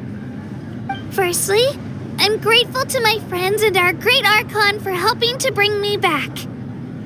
This traveler and her companion Paimon are some of the strongest people I've ever met. If they were allowed to participate in the pilgrimage, I have no doubt that they'd win the whole thing. They've agreed to let me learn from them. With their help, I believe I can become even stronger still. And let's not forget my good friends, Moalani, Chaska, Kanich, and Dayan-san. They all helped the Traveler and Paimon figure out a way to bring me back from the Night Kingdom. They too deserve to be called our heroes, so please give another round of applause for them. Thank you so much. Well said!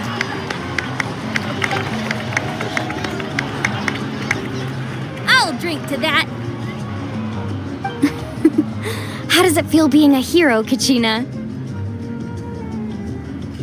To be honest, it's a bit overwhelming. It all just feels so surreal. Well, you better get used to it. Next up, undefeated champion! Hey, please don't make fun of me.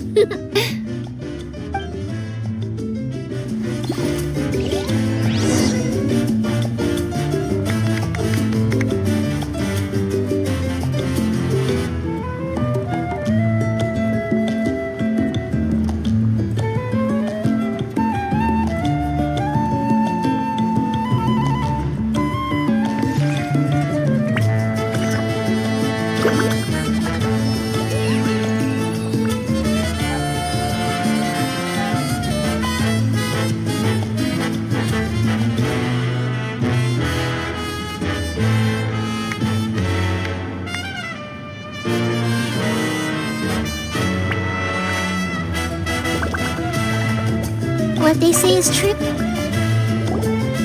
My apologies. I knew more than I let on. Everything comes at a price, and most heroes aren't people who set out to become a hero. If you cling too tightly to your goal, you end up losing things that are far more precious. But in any case, we're now on the same page. I wonder how long before the two final heroes appear. From the Flower Feather Clan and the Masters of the Night Wind.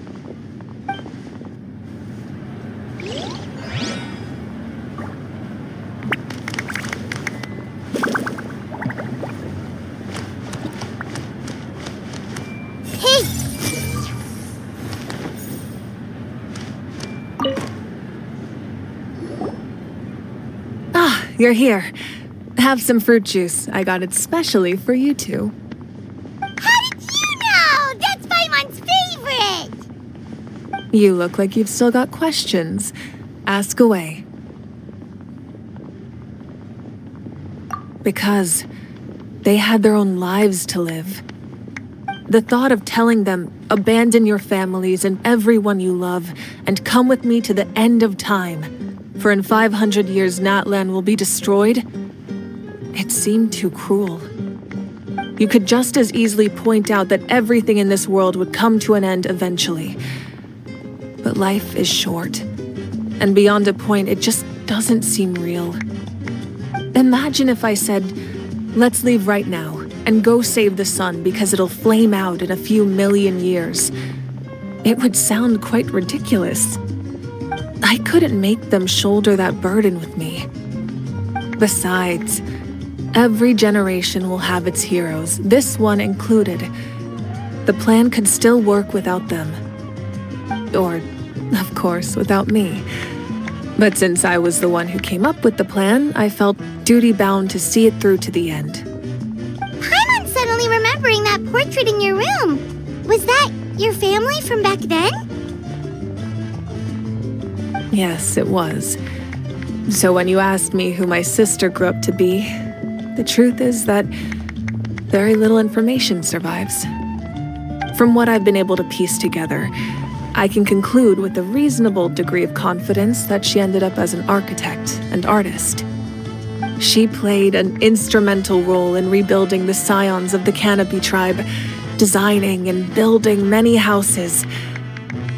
But of course, none of her buildings are around anymore. Still, it was an impressive achievement, and I'm very proud of her.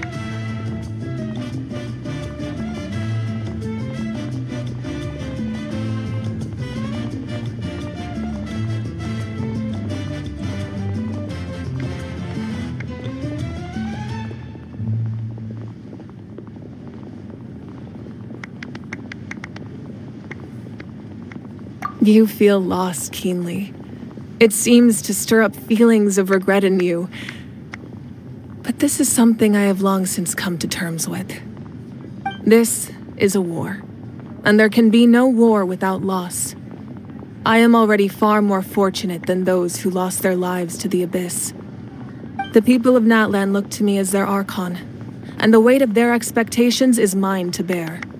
I must see our fate through to the very end, no matter what I may find there.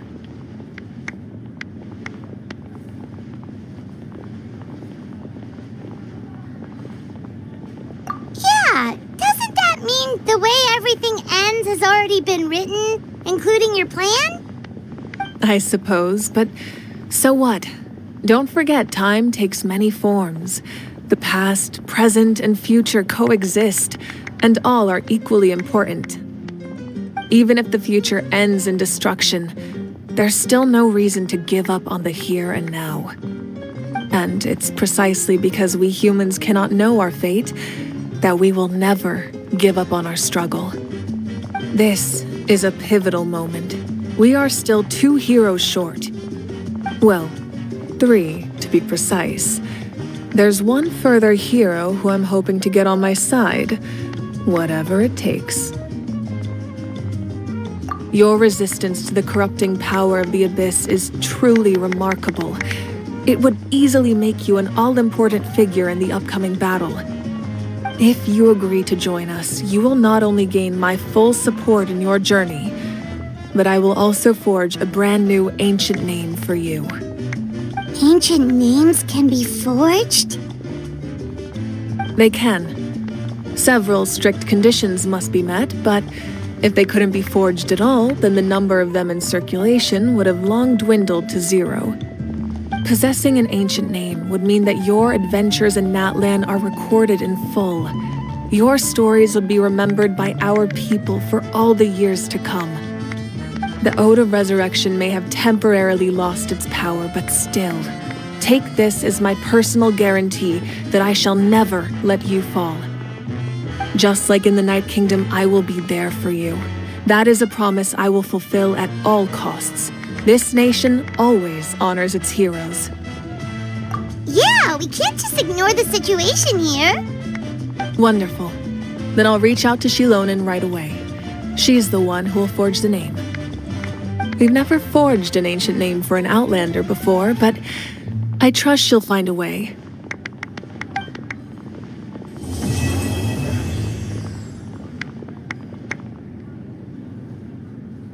My lord, we've received word that the Pyro Archon has lost much of her power. Although your injury complicates things, this is most certainly the opportune time to seize the Gnosis.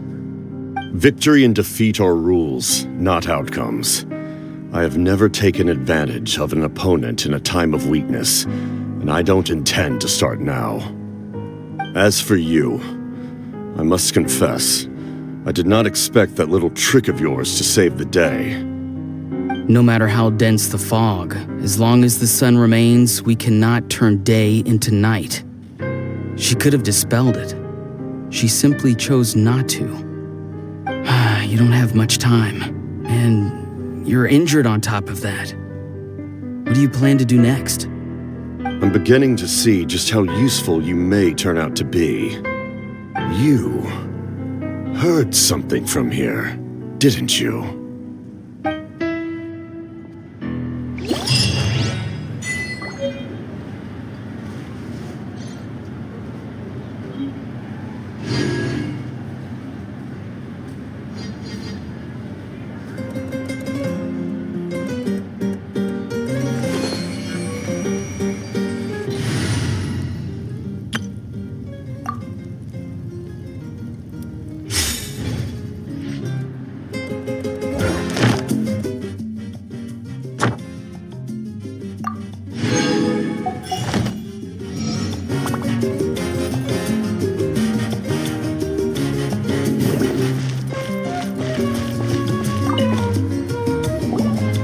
It's rare to meet travelers as strong and brave as yourselves.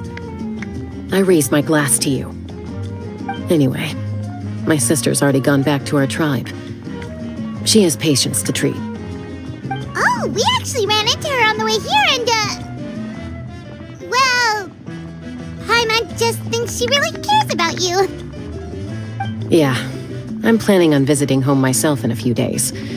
To tell her and the rest of the family that they need to be extra careful. I just hope they take it seriously. The Abyss has likely sensed your arrival in Natlan by now, so exercise caution on your adventures as well.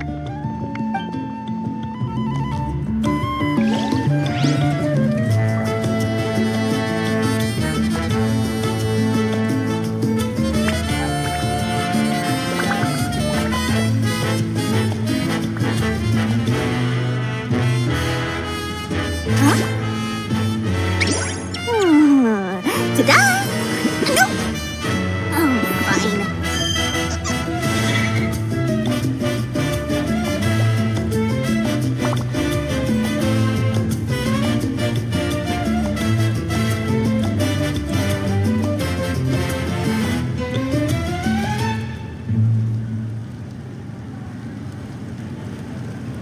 With enough Mora, you can afford to do anything.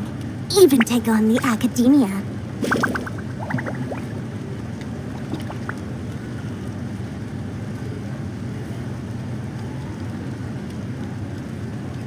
Huh? Ta-da! Nope! Oh, fine.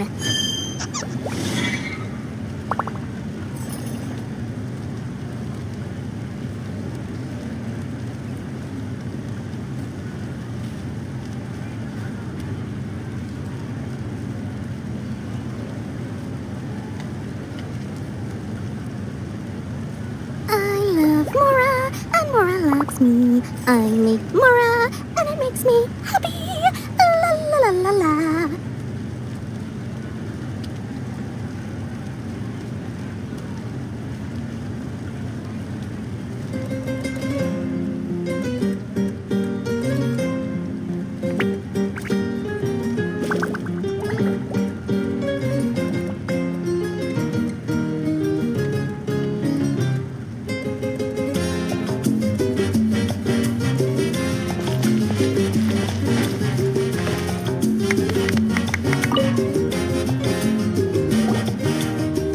At previous victory feasts, you'd always find me in the crowd singing and dancing. But after what I found out today, it's too much. I'm still trying to process it. It does feel weird seeing you so out of sorts.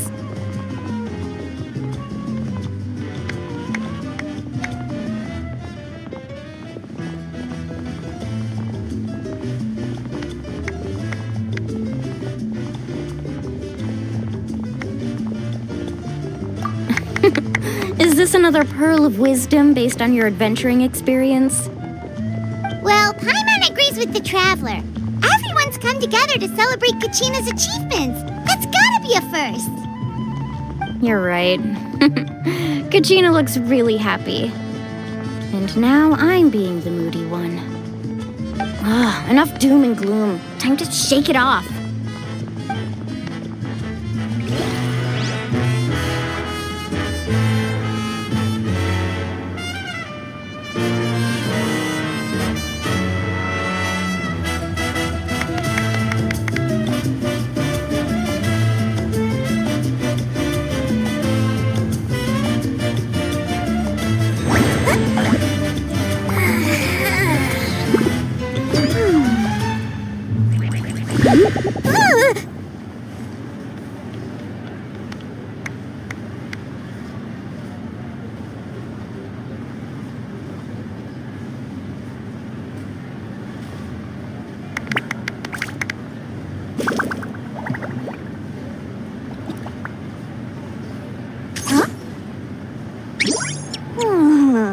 Ta-da!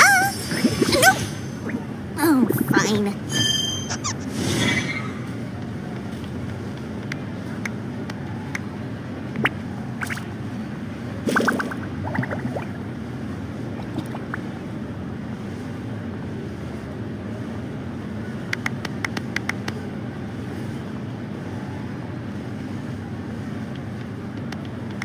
First, I mark up the price by 30%, and then I offer a 20%.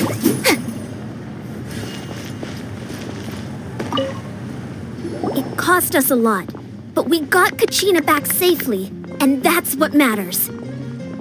There'll be even tougher challenges coming our way in the days ahead, though. We'll have to train harder, make sure we're in peak condition. That includes you, Paimon. I can do a special one-off session to show you the ropes. Interested? Ah! No thanks.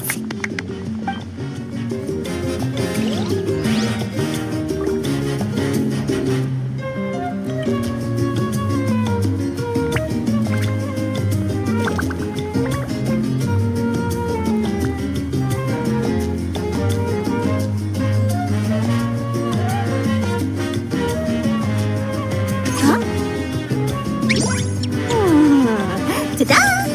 No! Oh, fine.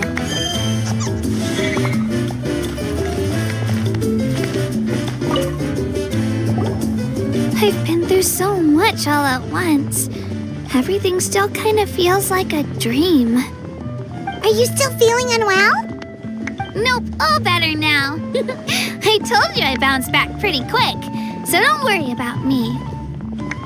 I bet you guys must be tired, though.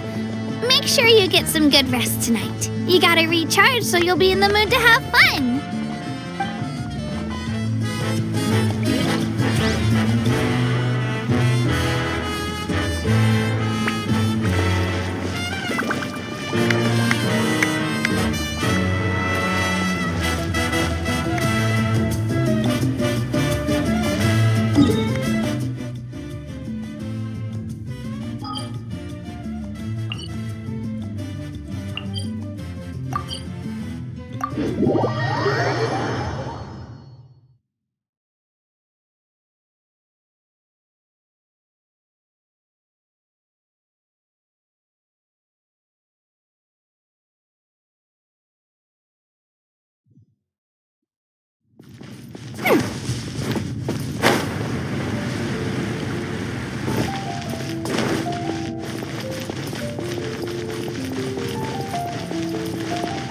Ad Astra Ab.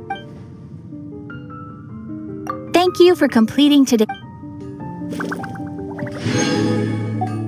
Ad Astra Ab.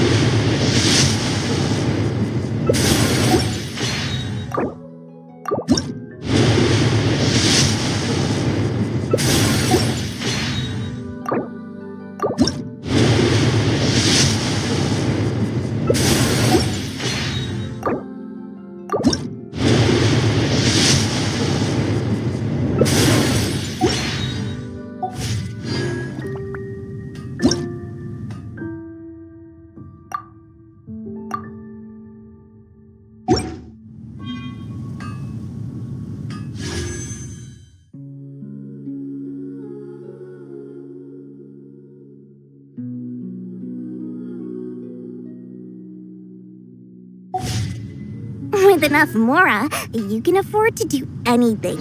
Even take on the academia.